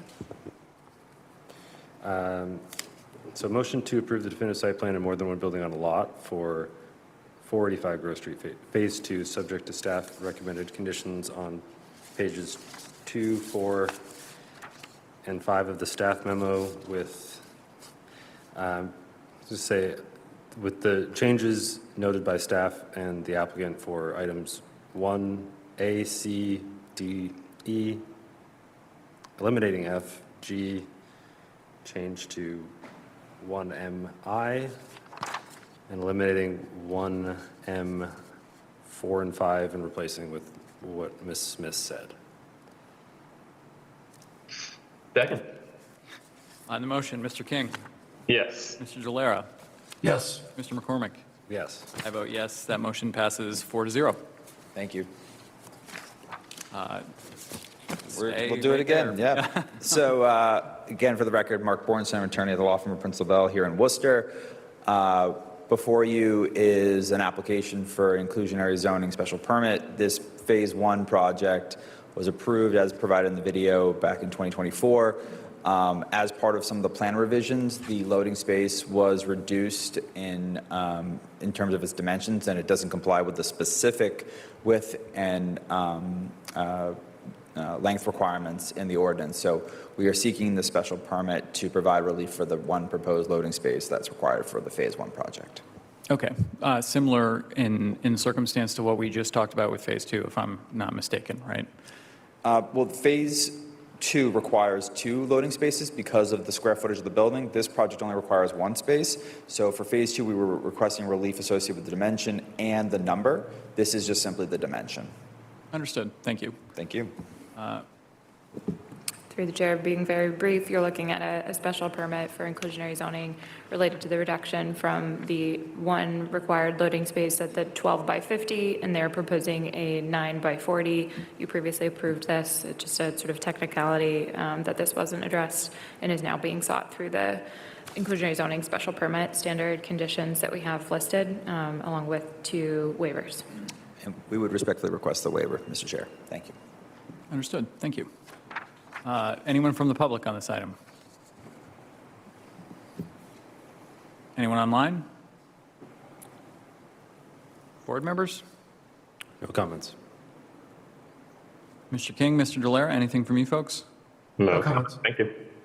Mr. Toomey? No comments. Thank you. Yep, happy to do that. Let's close the hearing. Motion to close the public hearing. Second. On the motion, Mr. King, Yes. Mr. Gelera, Yes. Mr. McCormick, Yes. Mr. Toomey. Yes. I vote yes, 5-0. Hearing's closed. Motion to approve the special permit for relief from minimum off-street parking and/or loading requirements for 485 Grove Street, Phase 1. Second. On the motion, Mr. King, Yes. Mr. Gelera, Yes. Mr. McCormick, Yes. Mr. Toomey. Mr. Toomey? Yes. I vote yes as well, 5-0. That motion passes. Thank you. Good luck. Thanks. All right, moving on to item number 9, 5 Sergeant Street. This will be a public meeting for a parking plan.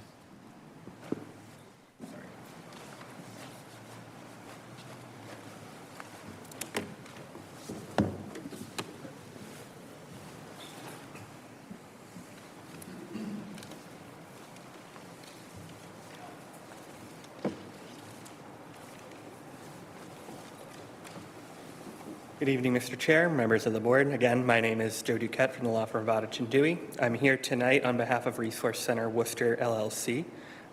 With me tonight is Leah Bradley, who is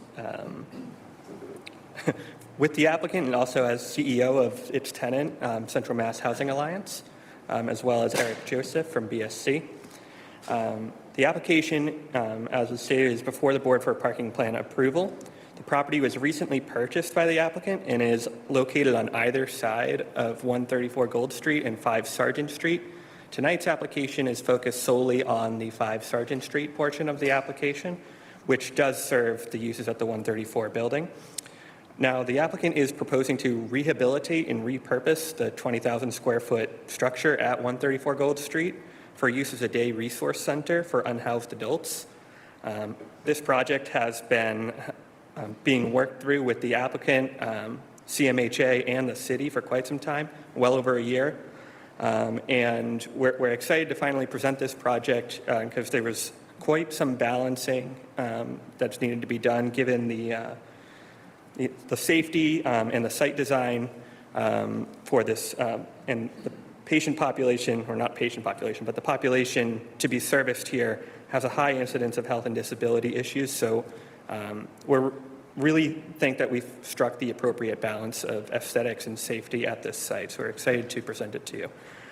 The building commissioner has determined that the use of this property is nonprofit educational under the zoning ordinance and is therefore entitled to the protections of the Dover Amendment.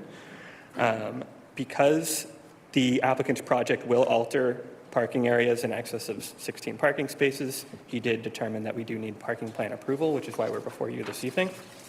Now, as I'm sure the board's familiar with the Dover Amendment, municipalities may only impose reasonable regulations that concern applicable aspects of bulk and height of structures, yard sizes, lot area, setbacks, open space, parking, and building coverage requirements.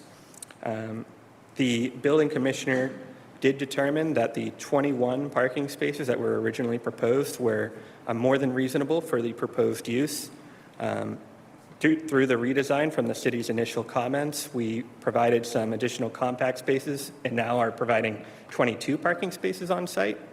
The existing structure, which is about 1,200 square feet, is being removed in its entirety to support this project. And so in addition to the 22 parking spaces on site, we are providing trees surrounding the property, a limited access driveway that has a mountable curb for a health services vehicle, which will be parked in the first 4-ish parking spaces as shown. We did provide a turning plan. I don't know if, I think hopefully the board has that in front of them, which shows where this vehicle will be parked when it's on site.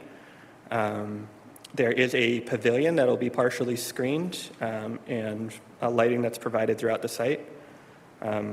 We do have some comments with respect to the conditions of approval tonight, but for the most part, we're happy to answer your questions.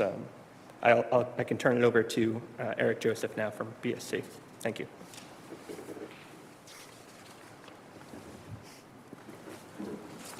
So what we are proposing is 22 parking spaces area.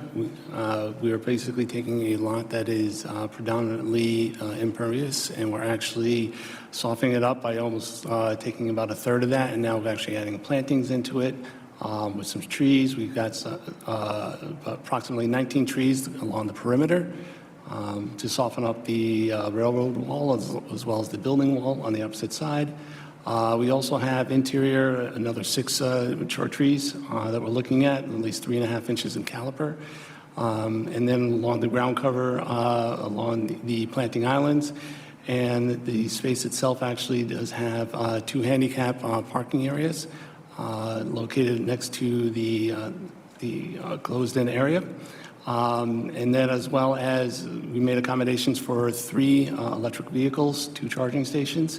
And we did create a modified access way specifically just for the health services van, just to allow them to be able to pull in. We understand there was concern about being able to back out, and they didn't want to have to back out. So this actually creates a circuitous route where they can actually enter into the access way, pull into the first 4 spaces, which are actually going to be used by staff. So this way, when the vehicle does come in, that staff will actually go out there and move their vehicles. And then it can exit out onto Gold Street. So I think with that, I'm not sure if there's anything to add. Happy to answer any questions the board may have. Thank you. Turn it over to planning. Through the chair, this is Rose Russell in the Planning Division. So before you is a parking plan application triggered by more than 16 parking spaces. It's a non-accessory lot, but directly across the street at 134 Gold Street, the applicant's proposing to redevelop to use as a day center. And for this lot to be used as accessory for that, but since they're not on the same lot, it's considered non-accessory. So as stated, there's 21 parking spaces proposed. There's curb cuts on Gold Street and Sargent Street with an additional curb cut, which includes a mountable curb not to be used for folks entering and exiting the site, but to be reserved for this health services vehicle. It's not in our slides, but you should have it in your packet. They did provide a markup of where they expect this van, larger vehicle, to park perpendicular to the parking spaces, and it's going to take up the plan southwest, the 4 southernmost spaces. So by having this additional designated curb cut, the van will be able to pull in or pull out of the site a lot more cleaner, and it just won't impact. Not having a designated space there all the time will allow them to use that area for parking regularly rather than having like a dedicated loading space. So just a little bit more about the property. The existing conditions, there's a building on site, I believe it's a garage, about 1,200 square feet, and the majority of the site is gravel or paved today. So the improvements do result in a reduction in impervious surface on site. They're not proposing any stormwater mitigation, but they are proposing to treat the stormwater before it enters the city system. There's no stormwater management at the site today. I believe it's been vacant for quite a while, so certainly an improvement over the existing conditions. They are proposing some bike parking adjacent to the building. There's a pavilion proposed in the site itself, and there is a direct connection for pedestrians from Sargent Street up into the site.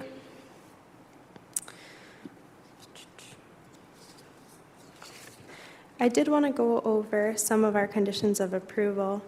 I know the applicant has some items they'd like to go through with the board, but first off, I want to talk about some of the DTM conditions. So the Department of Transportation and Mobility provided a letter dated with yesterday's date. I just wanted to update that. They had confirmed they were comfortable striking condition 1I, asking that a stop sign be added at the intersection of Gold and Sargent Street. There's currently no traffic control at that intersection, so they asked that be, or they were comfortable at the applicant's request that be struck. Typically, it's a process through council to petition for a stop sign to be added, so we just want to remove that from the conditions of approval. There's also a modification in condition 1G of the DTM comments. We had updated from what their letter had stated, requesting that the applicant comply with the requirements of the specialized stretch code, which requires 10% rather than a combined 20% EV spaces. So that's an update, and we've asked for no less than one space to be operational and occupancy. I think that's it for changes. And then just for general planning conditions, we had asked for a detail for the proposed pavilion. Condition B, we had asked for some updates to the lighting plan. From discussions with the applicant, it sounds like they're going to work and they're planning already to update their lighting plan.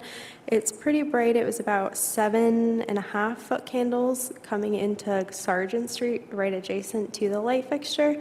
It's pretty bright to have in the right of way, and I understand the applicant doesn't want to put a minimum spillover, a number, since they're undergoing updates, modifications to their lighting plan, so they want a little flexibility for the outcome of the adjustments to the fixtures. But I just want to clarify that we're really talking about lighting onto abutting properties, not the railroad, which comes at the left here. We're really talking about the property to the north. So we are looking for lighting in the right-of-way and on the railroad to be minimized to acceptable levels, but it's really the abutting private property owner that condition is targeted at. Condition C, we had asked for the accessway curb to be reduced a little bit, so that's the Health Services vehicle-specific curb cut. They have reflected that on this updated plan, and part of that condition, we had asked that they add an additional shade tree planting in that area.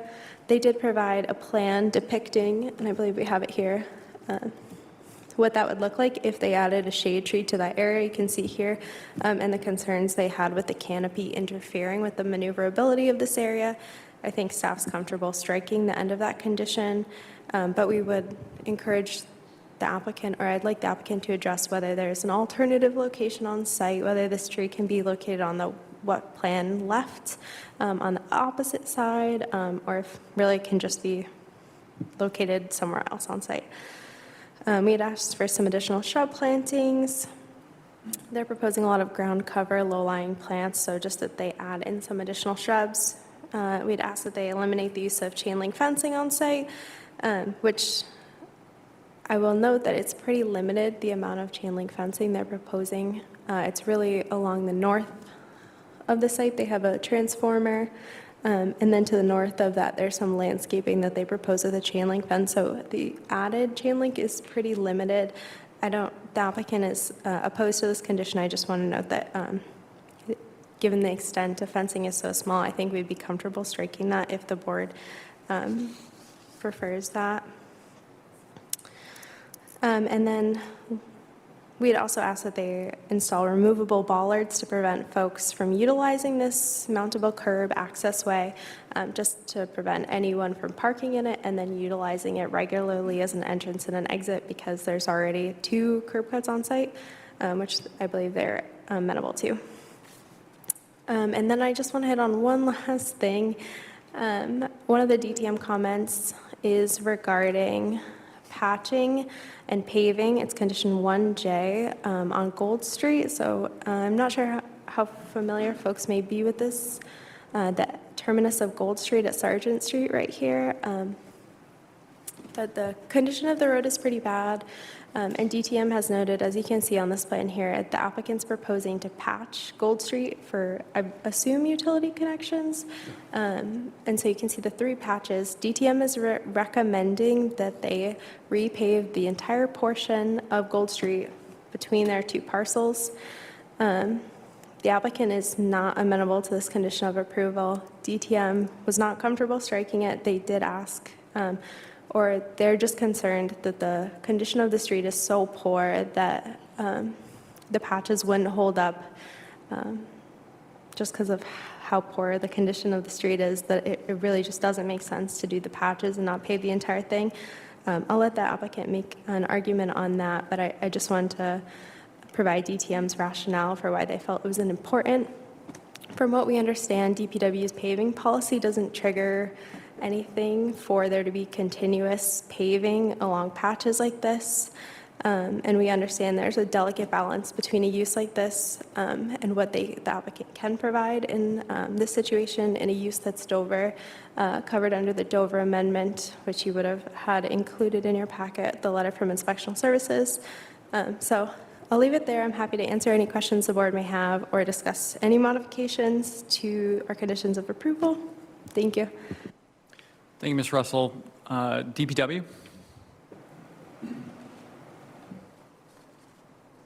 Yes, we don't have any other comments besides the ones that we already provide. I just want to tell to the applicant that the sidewalk in Sargent Street, it was done like a month ago, so the entrance that he wants to retain is no longer there. Thank you. Okay, thank you. I turn it back over to the applicant if you want to engage on some of the points Ms. Russell was bringing up. Yes, thank you, Mr. Chair. So I guess just kind of going through, the most important one, I think, was the one that Rose had just discussed from DTM, 1J, providing that we repave the totality of Gold Street. I mean, for most development projects, that would be a unreasonable request, but for this one, for Dover Amendment, it's really kind of outside the jurisdiction to require it. It's really supposed to be primarily focused on the 7 explicit criteria provided in the statute, and repaving an off-site location is not one of those criteria. So we just respectfully request that that be struck. We understand that there is a need for improvements, but do not feel as if that should be borne by the applicant in this case.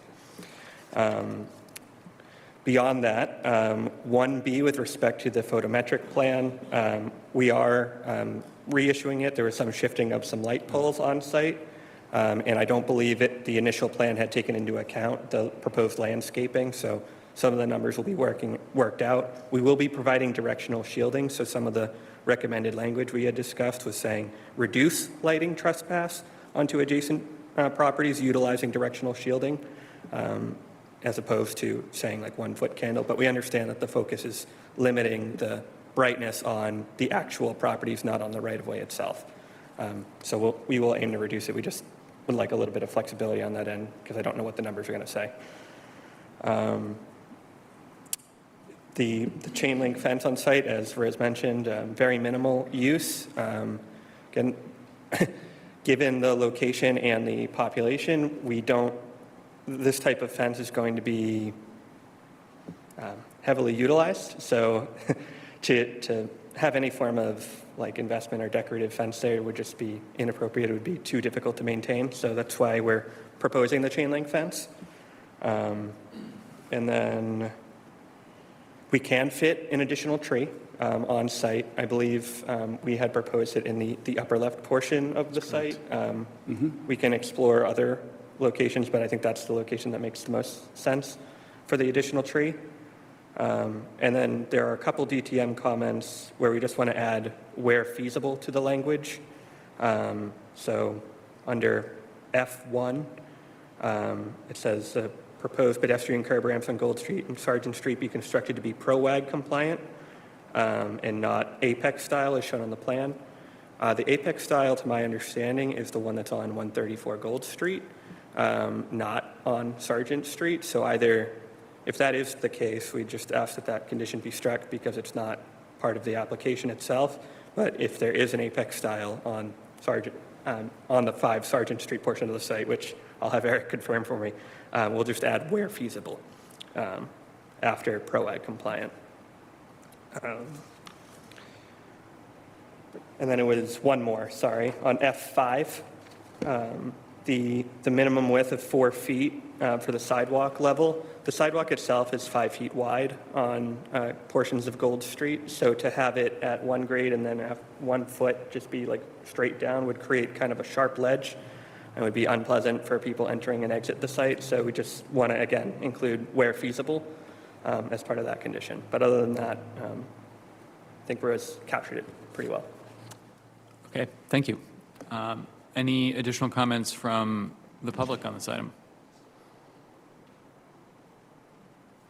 Doesn't look like there's anyone in the room. Is there anyone online?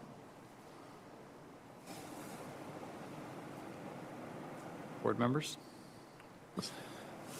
I guess maybe just a quick question to staff, just to start it off. We just wanted to get their opinion on the 2 items the applicant just brought up for F1 and F5, if adding, if feasible to the end is success, like, does that work? Through the chair, these are really engineering-related conditions. Whether sufficient room exists on site to make these, I think the concern was how narrow the sidewalks were, whether this can be accommodated. I think we're comfortable adding that language, provided the applicant provides some sort of certification from their engineer that it is not feasible. So I would just suggest adding language to that extent. So adding some additional language for certification from the applicant or their engineer? I would say, yep, to the extent feasible, and then period, if unfeasible, the applicant shall provide a letter from their engineer certifying alternative.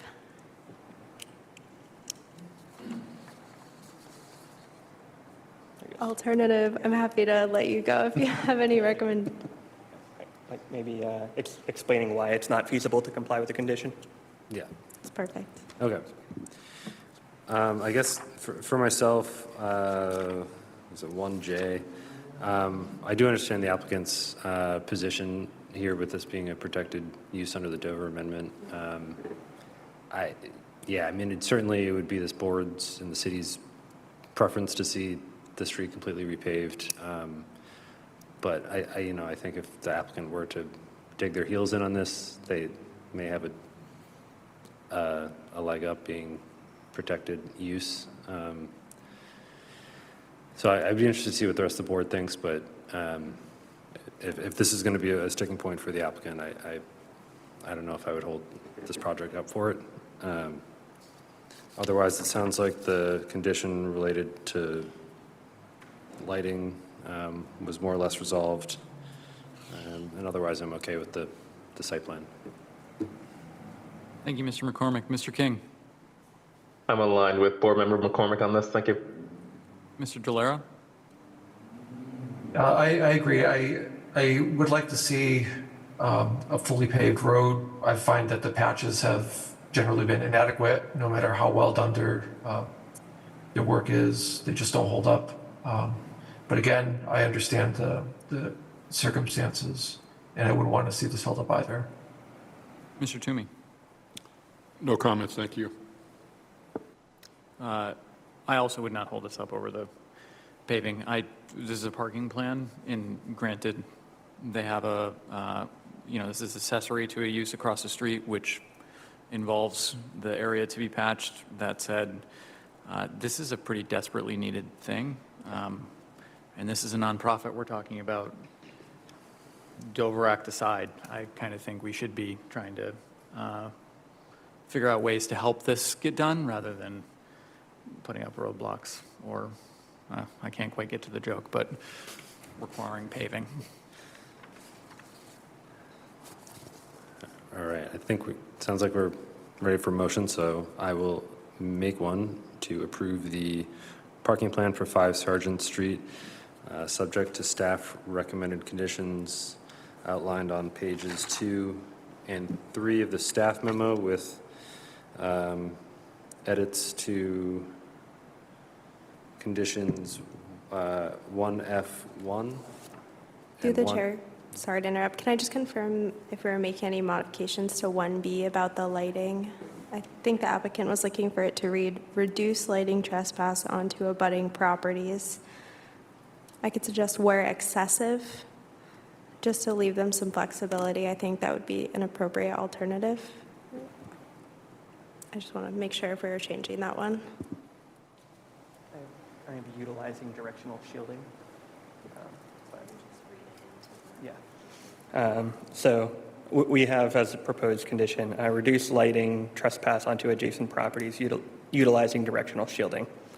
I'm just leaving it at that. Sounds good to me. I will amend my motion for parking plan for 5 Sargent Street to incorporate that language for condition 1B, modify conditions 1F1 and 1F5 to add the language about being feasible that was discussed earlier, and then to eliminate condition 1J. And I think that's all of it. Second. We also had, sorry, Mr. Chair, if I may, striking 1E, or unless the board was insistent that we don't eliminate the chain link fencing.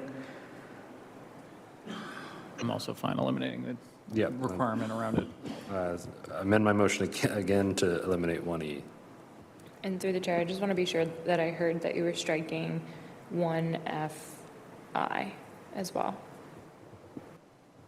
I thought we were going to add language after the word compliant about it being feasible, but if we're striking it, I'll ask Ms. Russell and to confirm if I've got that wrong. So unless I have an outdated version, but it's request that Gold Street at Sargent Street be placed under stop control, that we were going to strike that. Oh, yes, 1FI, yeah, that'd be struck as well. Okay. Thank you. One more amendment to my motion to strike 1FI. On the amended motion, is there a second? Second. Mr. King, how do you vote? Yes. Mr. Delera? Yes. Mr. McCormick? Yes. Mr. Toomey? Yes. Just to clarify, Mr. Toomey is an alternate in not voting on this item, but I vote yes, and the motion passes 4-0. Thank you. Okay. Next item on the agenda is item number 10, 6 Claremont Street. This will be a public meeting for a definitive site plan.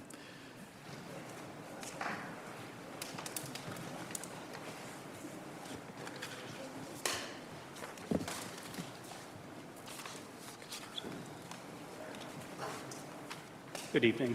Jim Favone, Cedar and Chandler, representing the applicant, Worcester Community Housing Resources. With me are representatives of the applicant and our engineer. We are here for site plan approval, which is triggered by slope. As with the last project, we received a determination from Inspectional Services that the Dover Act applies and it's an exempt educational use. The applicant is seeking to construct 4 standalone small homes of 546 square feet. The purpose is to provide both education and temporary housing related to that education. The project will include educational programs to assist residents in learning skills to successfully maintain tendencies and economic independence. Each individual resident will live in and maintain their unit, and including a small yard area surrounding the unit. And the design of the project is to provide both the educational resources to give them future independence and give them a small neighborhood community environment so that they can succeed in the future. This project, the applicant has a terms of conveyance with the City of Worcester, and that is based on the project as presented. That's just a brief overview. If you have any questions regarding the plans, Mr. Andrade can discuss those. Otherwise, we're open to comments and questions from the board. Thank you. Planning staff. Sure, through the chair, this is Michelle Smith in the city's planning division. In front of you, you have a site plan application for something somewhat atypical. So we have what's proposed as 4 dwelling units or tiny homes, as they're being referred to here. They're all small size units. They're about just shy of 550 square feet. So each of them are their own separate dwelling unit. So because of the Dover Amendment, there are some things that wouldn't typically apply. So because of the nature of the use, it's not typically a residential use in this context. It's being considered a different type of use, so you don't see a more than one building on a lot application. So just to highlight that, the property is currently split zoned. It's owned by the city. It's partially in the RG5 and partially in a business district, as well as the commercial corridors overlay district. So it's basically a vacant lot, previously partially paved. The applicant is going to make these enhancements. It will overall result in a net decrease in impervious surface, as well as the applicant is proposing some recharge, both with rain barrels to collect runoff from the roof, as well as overflows into subsurface infiltration through a series of dry wells, which is a great amenity. The site, as you can see, has no parking on it. It's been determined that what's proposed is reasonable pursuant to the Dover Amendment, the state law, relative to the educational use. They are proposing a series of walkways instead for access, given the users that the units will serve, and also to provide and foster the connectivity that the commercial corridor seeks for these types of developments and locations in our community. We have some bike racks that you can see proposed sort of bottom left on the site, essentially 4 bike parking spaces, so 1 per unit.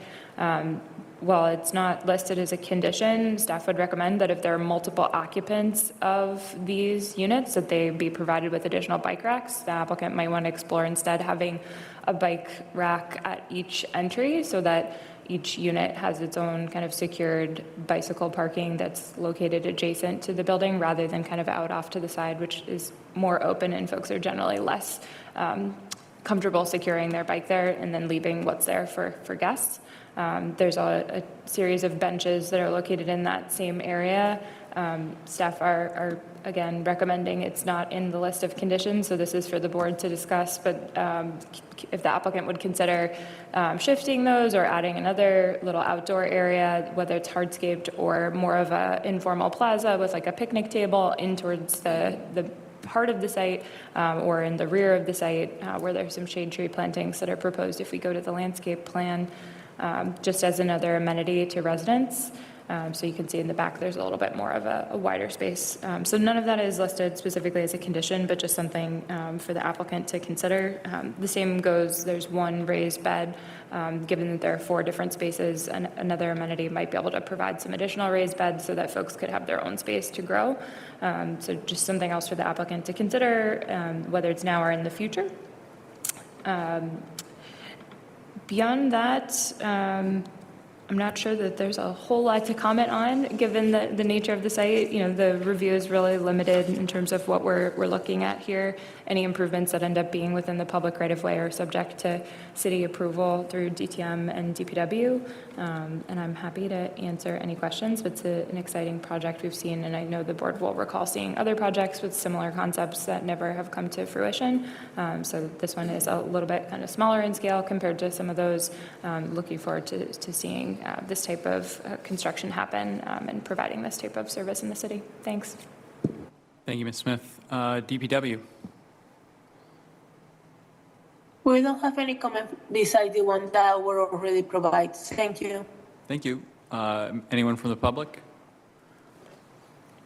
Come on up, ma'am.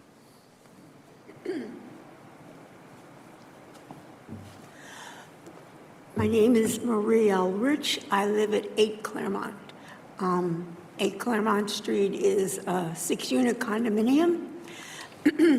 Now, I didn't plan to come here to speak, just to observe, and I didn't speak to any of the other unit owners in the condominium, so I can't say that I'm representing the condominium. But I am hopeful for this project, but one of the things I noticed when I was looking at the materials online, on the survey, it showed that the trees that are between our two properties are on our side of the property line. And I've been living there for 20 years, and we have always thought the trees were on your side of the property line. And I don't know where we got that idea. I would have to look into it. But even just about 10 or 12 years ago, one of the branches fell, damaged our fence, and we just called the property owner, who at the time was the Board of Education, and they came and they cleaned it up and they repaired our fence. But now, if it turns out those trees are actually ours, then they're our responsibility now. And I just think that we have to look into that more before we go forward. I mean, I appreciate that, and I'm sure the applicant appreciates you bringing that up. Part of any construction process is a survey. Yes. And they're probably going to be very aware of where the property lines are, and as that's going on, hopefully Yeah. now knowing your concern, they can communicate the results of that to you, so that you can figure out who owns the trees, and plan accordingly. Yeah, so I think when I say we, I mean maybe like our association and our attorney is going to have to look into that more to see who these trees actually belong to. Yeah, absolutely. Yeah. Okay. Thank Thank you. you. Anyone else from the public? I don't think there's anyone else in the room. Is there anyone online? Board members? For myself, no concerns with the site plan itself. Very happy to support this project. I think it's an important project that you're bringing forward. It's a great use of vacant land, and I'm happy to support it. Thank you, Mr. McCormick. Mr. King? Yes, I love to see projects like this and happy to support it. Thank you. Mr. Delera? Thank you, Mr. Chairman. Yes, it's an interesting and beneficial project, and I support it as well. Mr. Toomey? No comments, thank you. Okay. For myself, I think actually I feel a little guilty not saying more good things about this project, but Ms. Smith noted we've seen a number of sort of tiny home projects with similar, civic missions before this board. They've been really difficult to pull off for whatever reason. I'm really rooting for you guys.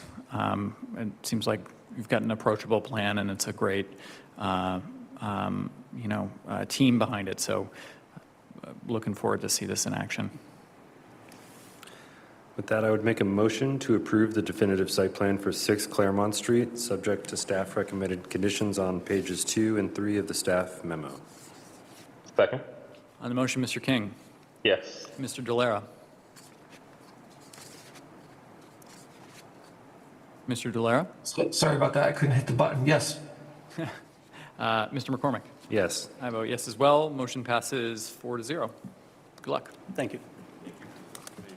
All right, next up, item number 11, 108 and 112 Beacon Street, a public hearing for zoning map amendment.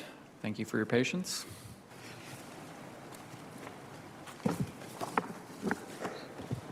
Thank you, Mr. Chair, and the board through the chair. My name is Steve Fisher. I'm the Executive Director of the Regional Environmental Council of Central Mass. We, as you say, are seeking to amend the City of Worcester zoning map by extending the BG6 zoning district and the Commercial Corridors Overlay District downtown to wholly encompass the properties at 108 and 112 Beacon Street, which are currently split zoned, and we're seeking uniformity in regulations. So the REC purchased these two properties, 108 and 112 Beacon, in March of this year. And our, let's see, the REC is a 53-year-old nonprofit community-based organization based in the city of Worcester. We have been located in Main South Worcester in terms of our headquarters for the past more than 20 years. And part of that has been 22 years that we've used a site very proximate to here, 47 Oriad Street and a portion of 42 LaGrange Street as a youth-led urban farm for our Youth Grow program, which is one of 3 programs. We have youth-led urban farming, which is a youth employment and leadership development program. We run a network of 70 community and school gardens, all in the city of Worcester. And we run farmers markets and mobile farmers markets, serving 5,000 unique customers at 15 locations in the city of Worcester and Southbridge and Webster. We purchased 108 and 112 Beacon. 108 includes a historic firehouse, about 9,000 square feet, to serve as the new permanent headquarters for our organization. We intend on the second floor, which is about 4,000 and change square feet, to have offices and conference room meeting spaces for our 10 full-time, 20 part-time, and seasonal staff. On the first floor, to have program space, which would include a community room, a teaching kitchen, and some retail space where we can sell healthy produce in a neighborhood that has a high need for such things. The lot adjacent, which is 112 Beacon, would be primarily used for parking. And we're seeking this zoning map change, and we'll have some future conversations about development. I'm happy to answer any questions. Thank you. Appreciate the overview. Planning staff? Through the chair, Rose Russell in the Planning Division. So for an overview, the REC is seeking to amend the zoning map by extending the BG6 and CCODD downtown district to encompass the properties at 108 and 112 Beacon Street.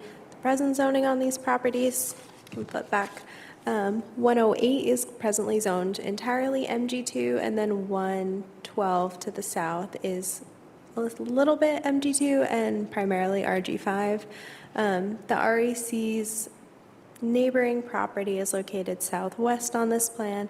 It's located in the BG6 and CCOD, so this zoning map amendment would extend that existing district that's directly adjacent to these properties, and it would bring it into the same zoning district as their existing parcel just directly southwest is. So we're talking about 3 different zoning districts here and the CCOD overlay district, so there's quite a variation in terms of allowed use and dimensional requirements. Manufacturing zones do not allow any type of residential development. RG5 allows all types of residential development, and then the BG6 allows more dense levels of residential development, so 3-family and above. Notably, the CCOD is located anywhere the BG6 zoning district is. So we're not really evaluating these 2 as separate matters. By extending the BG6, the CCOD layer would automatically be extended as well.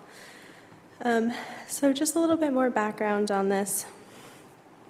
While the residential component is important to consider, there's also a lot of varying types of commercial development allowed in the various districts. So presently not allowed today in the RG5 would be things like an office, retail, farmer's market, retail food sales, storage, manufacturing, processing.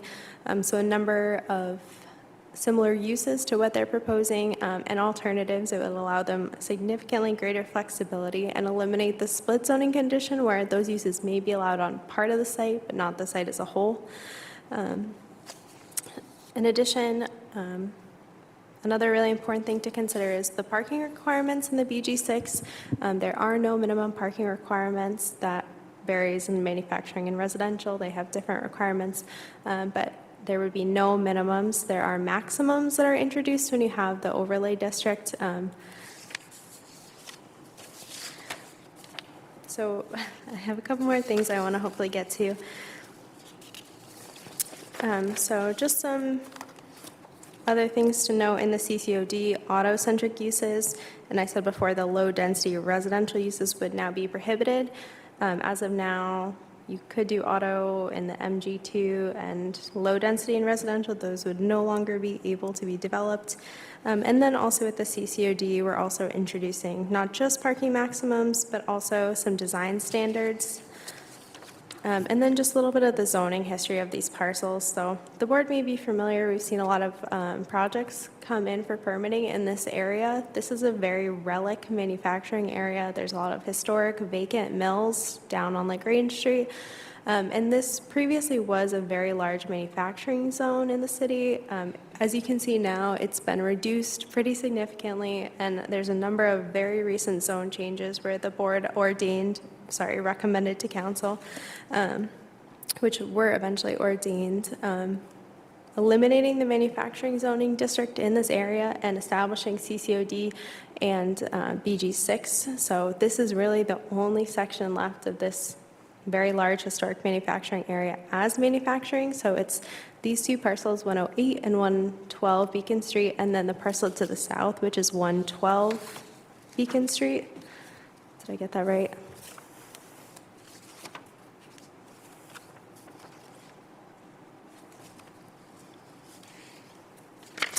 I'll confirm the exact address, but we really want to encourage the board to consider whether they'd like to make any modifications to this proposal. Just the board's typically in favor of eliminating split zoning, and on that parcel to the north of Beacon Street is a 3-family dwelling, so it's not an allowed use in an existing manufacturing zone. So it would be great to clean up the zoning in this area.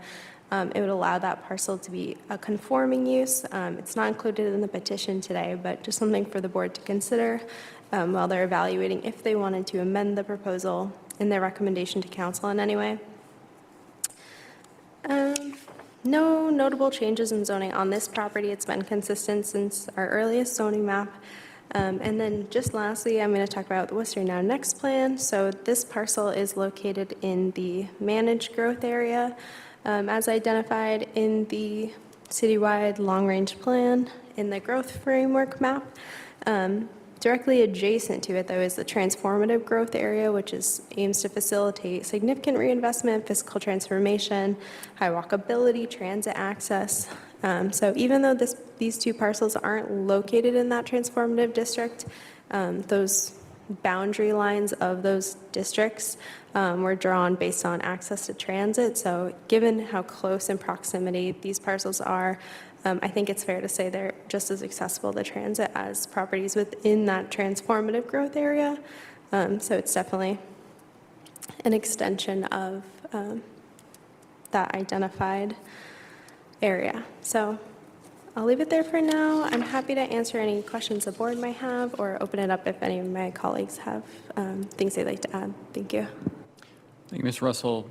So Steve, I think the only point of contention, because I'm generally under the impression the board is going to be supporting this favorably, is whether or not you'd like us to recommend that when City Council takes this up, they also extend this petition to the what's the blue square that's not your property on the screen there, because in general, it seems odd to us to just have a tiny little manufacturing zone that covers a parcel that actually what's on the parcel you couldn't even build in that zone.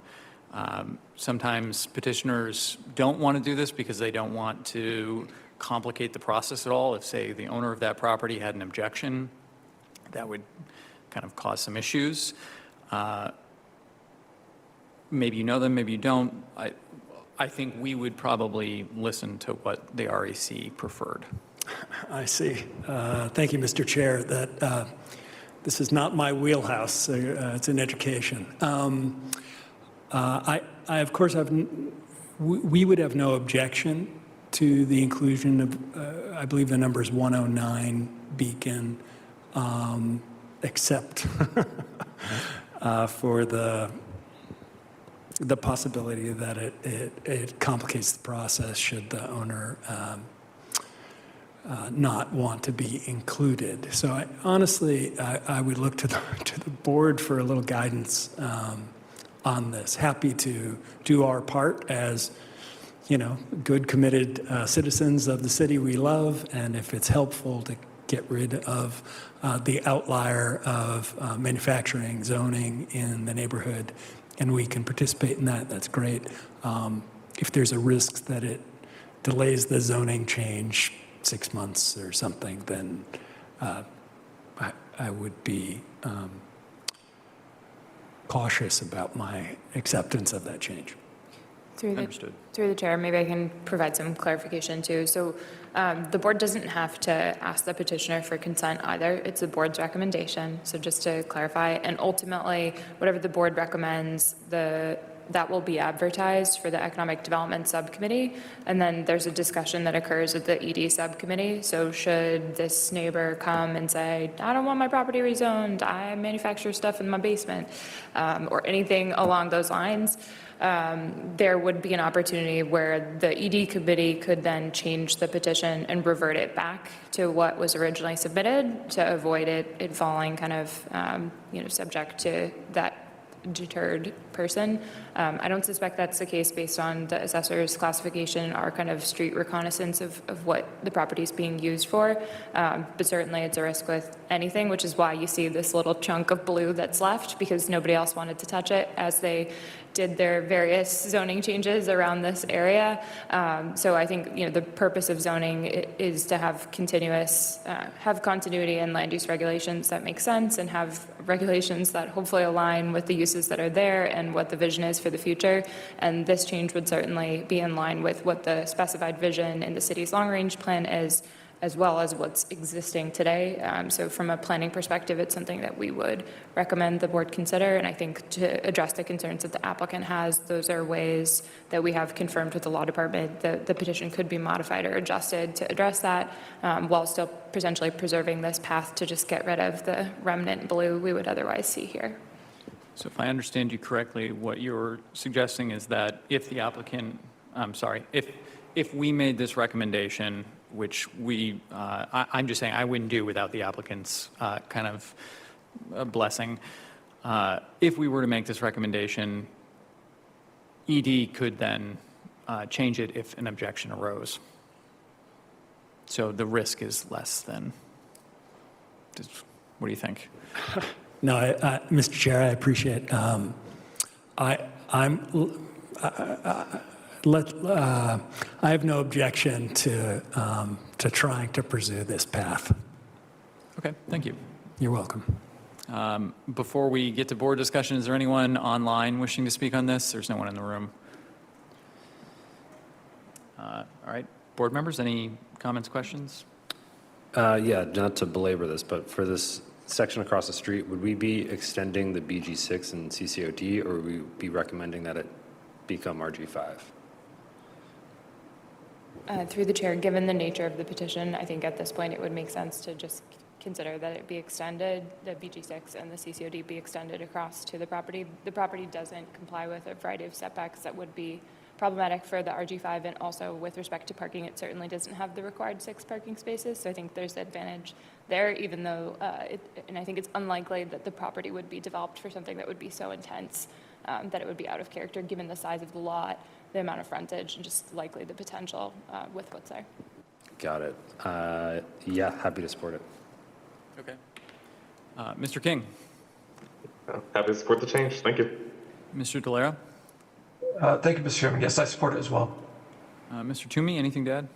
Nothing to add, thank you. Okay, so just to clarify, we are modifying our recommendation. Is there specific language we need here, or is it just we recommend that it include the parcel at 109 Beacon Street as well? Yeah, you just include the additional address, so that recommend that the petition be amended to include 109 Beacon, and you make your recommendation as you would, which sounds to me like it's going to be favorable. Okay. Cool. Motion to close public hearing. Second? On the motion, Mr. King? Yes. Mr. Delera? Yes. Mr. McCormick? Yes. I vote yes. 4-0, hearing is closed. And I would make a motion to favorably recommend to City Council to adopt the proposed zoning amendment with an addition to extend the BG6 and CCODD overlay district to include 109 Beacon Street. Second. On the motion, Mr. King? Yes. Mr. Delera? Yes. Mr. McCormick? Yes. I vote yes, 4-0. That motion passes. Thank you very much. Good luck. Moving on to subdivisions. What do we got? Through the chair, we are recommending that you hold 12A so we can continue to discuss that with the law department. At the next meeting, they will start providing a representative from the law department again at your meetings, update. And you really have 12B. So at the last meeting, the board had voted to modify the surety. We actually had the surety type wrong. We had told you it was a bond, and they are actually requesting a letter of credit. So we would like you to revote that. And in addition, there are 2 other pieces of their project. So you'll recall there are 3 different streets that are being constructed or reconstructed in part as part of this proposal. That's Whippoorwill Drive, which is what the request relative to the letter of credit is for, to modify. And then there is Danielle's Way and Castine Street. Those are existing documents, but you'll recall that the board approved an amendment to this project back in, I believe it was May or June, earlier this summer. And through that process, there's now a new decision. So we are asking that the 2 existing performance agreements for Danielle's Way and for Castine Street just get updated to reflect the new decision. And on top of all of this, the Economic Development Bond Bill extended the sunset date and align the work completion dates. So basically, this is just to reconcile all the stuff that's happened in the last 6 months and to modify a typo from the last meeting from bonds to letter of credit. So we have a suggested motion for you that would cover that. I will clarify that both the existing performance agreements for Castine Street and for Danielle's Way have an expiration date of December 1st of 2025. So the extension that you would be providing here would give them till December 1st of 2027. Their sunset date has automatically been extended to, I believe it's March, but 2028. So this would be in line with those other dates, but just for context on when that is. So that is our recommendation. Is there a motion? Yes. Sorry, through the chair. It's small text, but it is on the slide. Maybe we could zoom in. The very bottom paragraph. That's long. Okay. Motion to set the form of surety from Alden Woods as a performance agreement secured by a letter of credit in the amount of $311,575 as recommended by DPW with a work completion date of December 1st, 2027, and to update the existing performance agreements for Danielle's Way and Castine Street to reflect the new certificate of approval and extended sunset dates.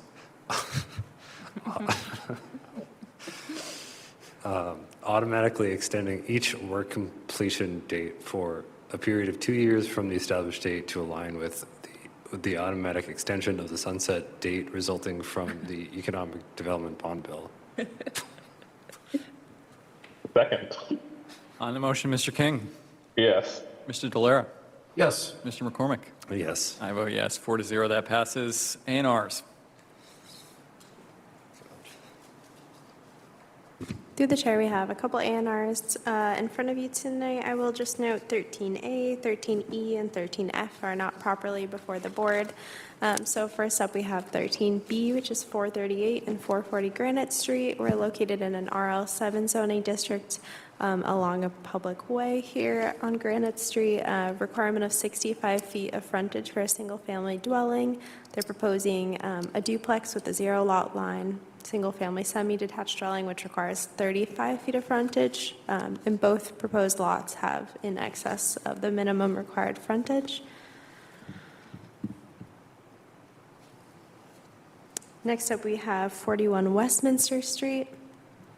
This A&R is located in the RG5 zoning district. The minimum frontage requirement for a single-family detached dwelling is 50 feet. They're proposing to divide the lot into 2 lots, and both proposed lots have in excess of the minimum required frontage along Perkins Street, which is a public way. Next up, we have 25 Gates Lane.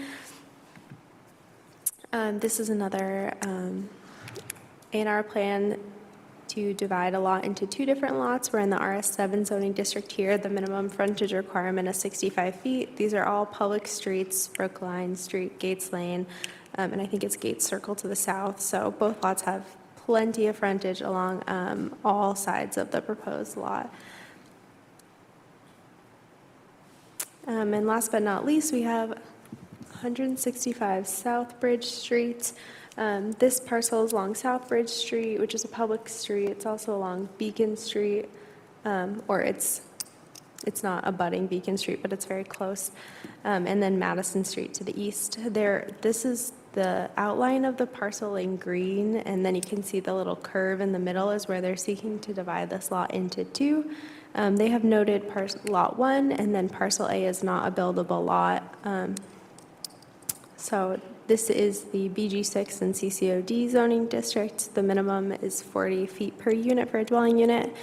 If it's a multifamily, there's no frontage requirement. Same goes for non-residential development. So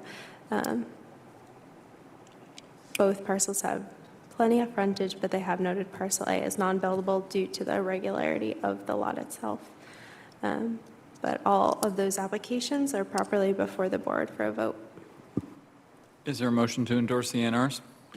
Motion to endorse ANRs 13B, C, D, and G. And E? Or Was that a second, or was that a question? yeah, did we get E in there? Through the chair, B, C, D, and G. Okay, that's E is on the screen. Sorry. Second. Do we have the right ANRs? It's the correct ANR. It's incorrect numbering on the screen. Gotcha. Okay, thank you. On the motion, Mr. King? Yes. Mr. Delara? Yes. Mr. McCormick? Yes. I vote yes, 4-0. ANRs are endorsed. No communications, board policies and procedures. I don't see any minutes in the folder. Is that correct? Is there a motion to adjourn? Motion to adjourn. Second. All in favor, say aye. Aye. Aye. We're adjourned. Thanks, everybody. Good night.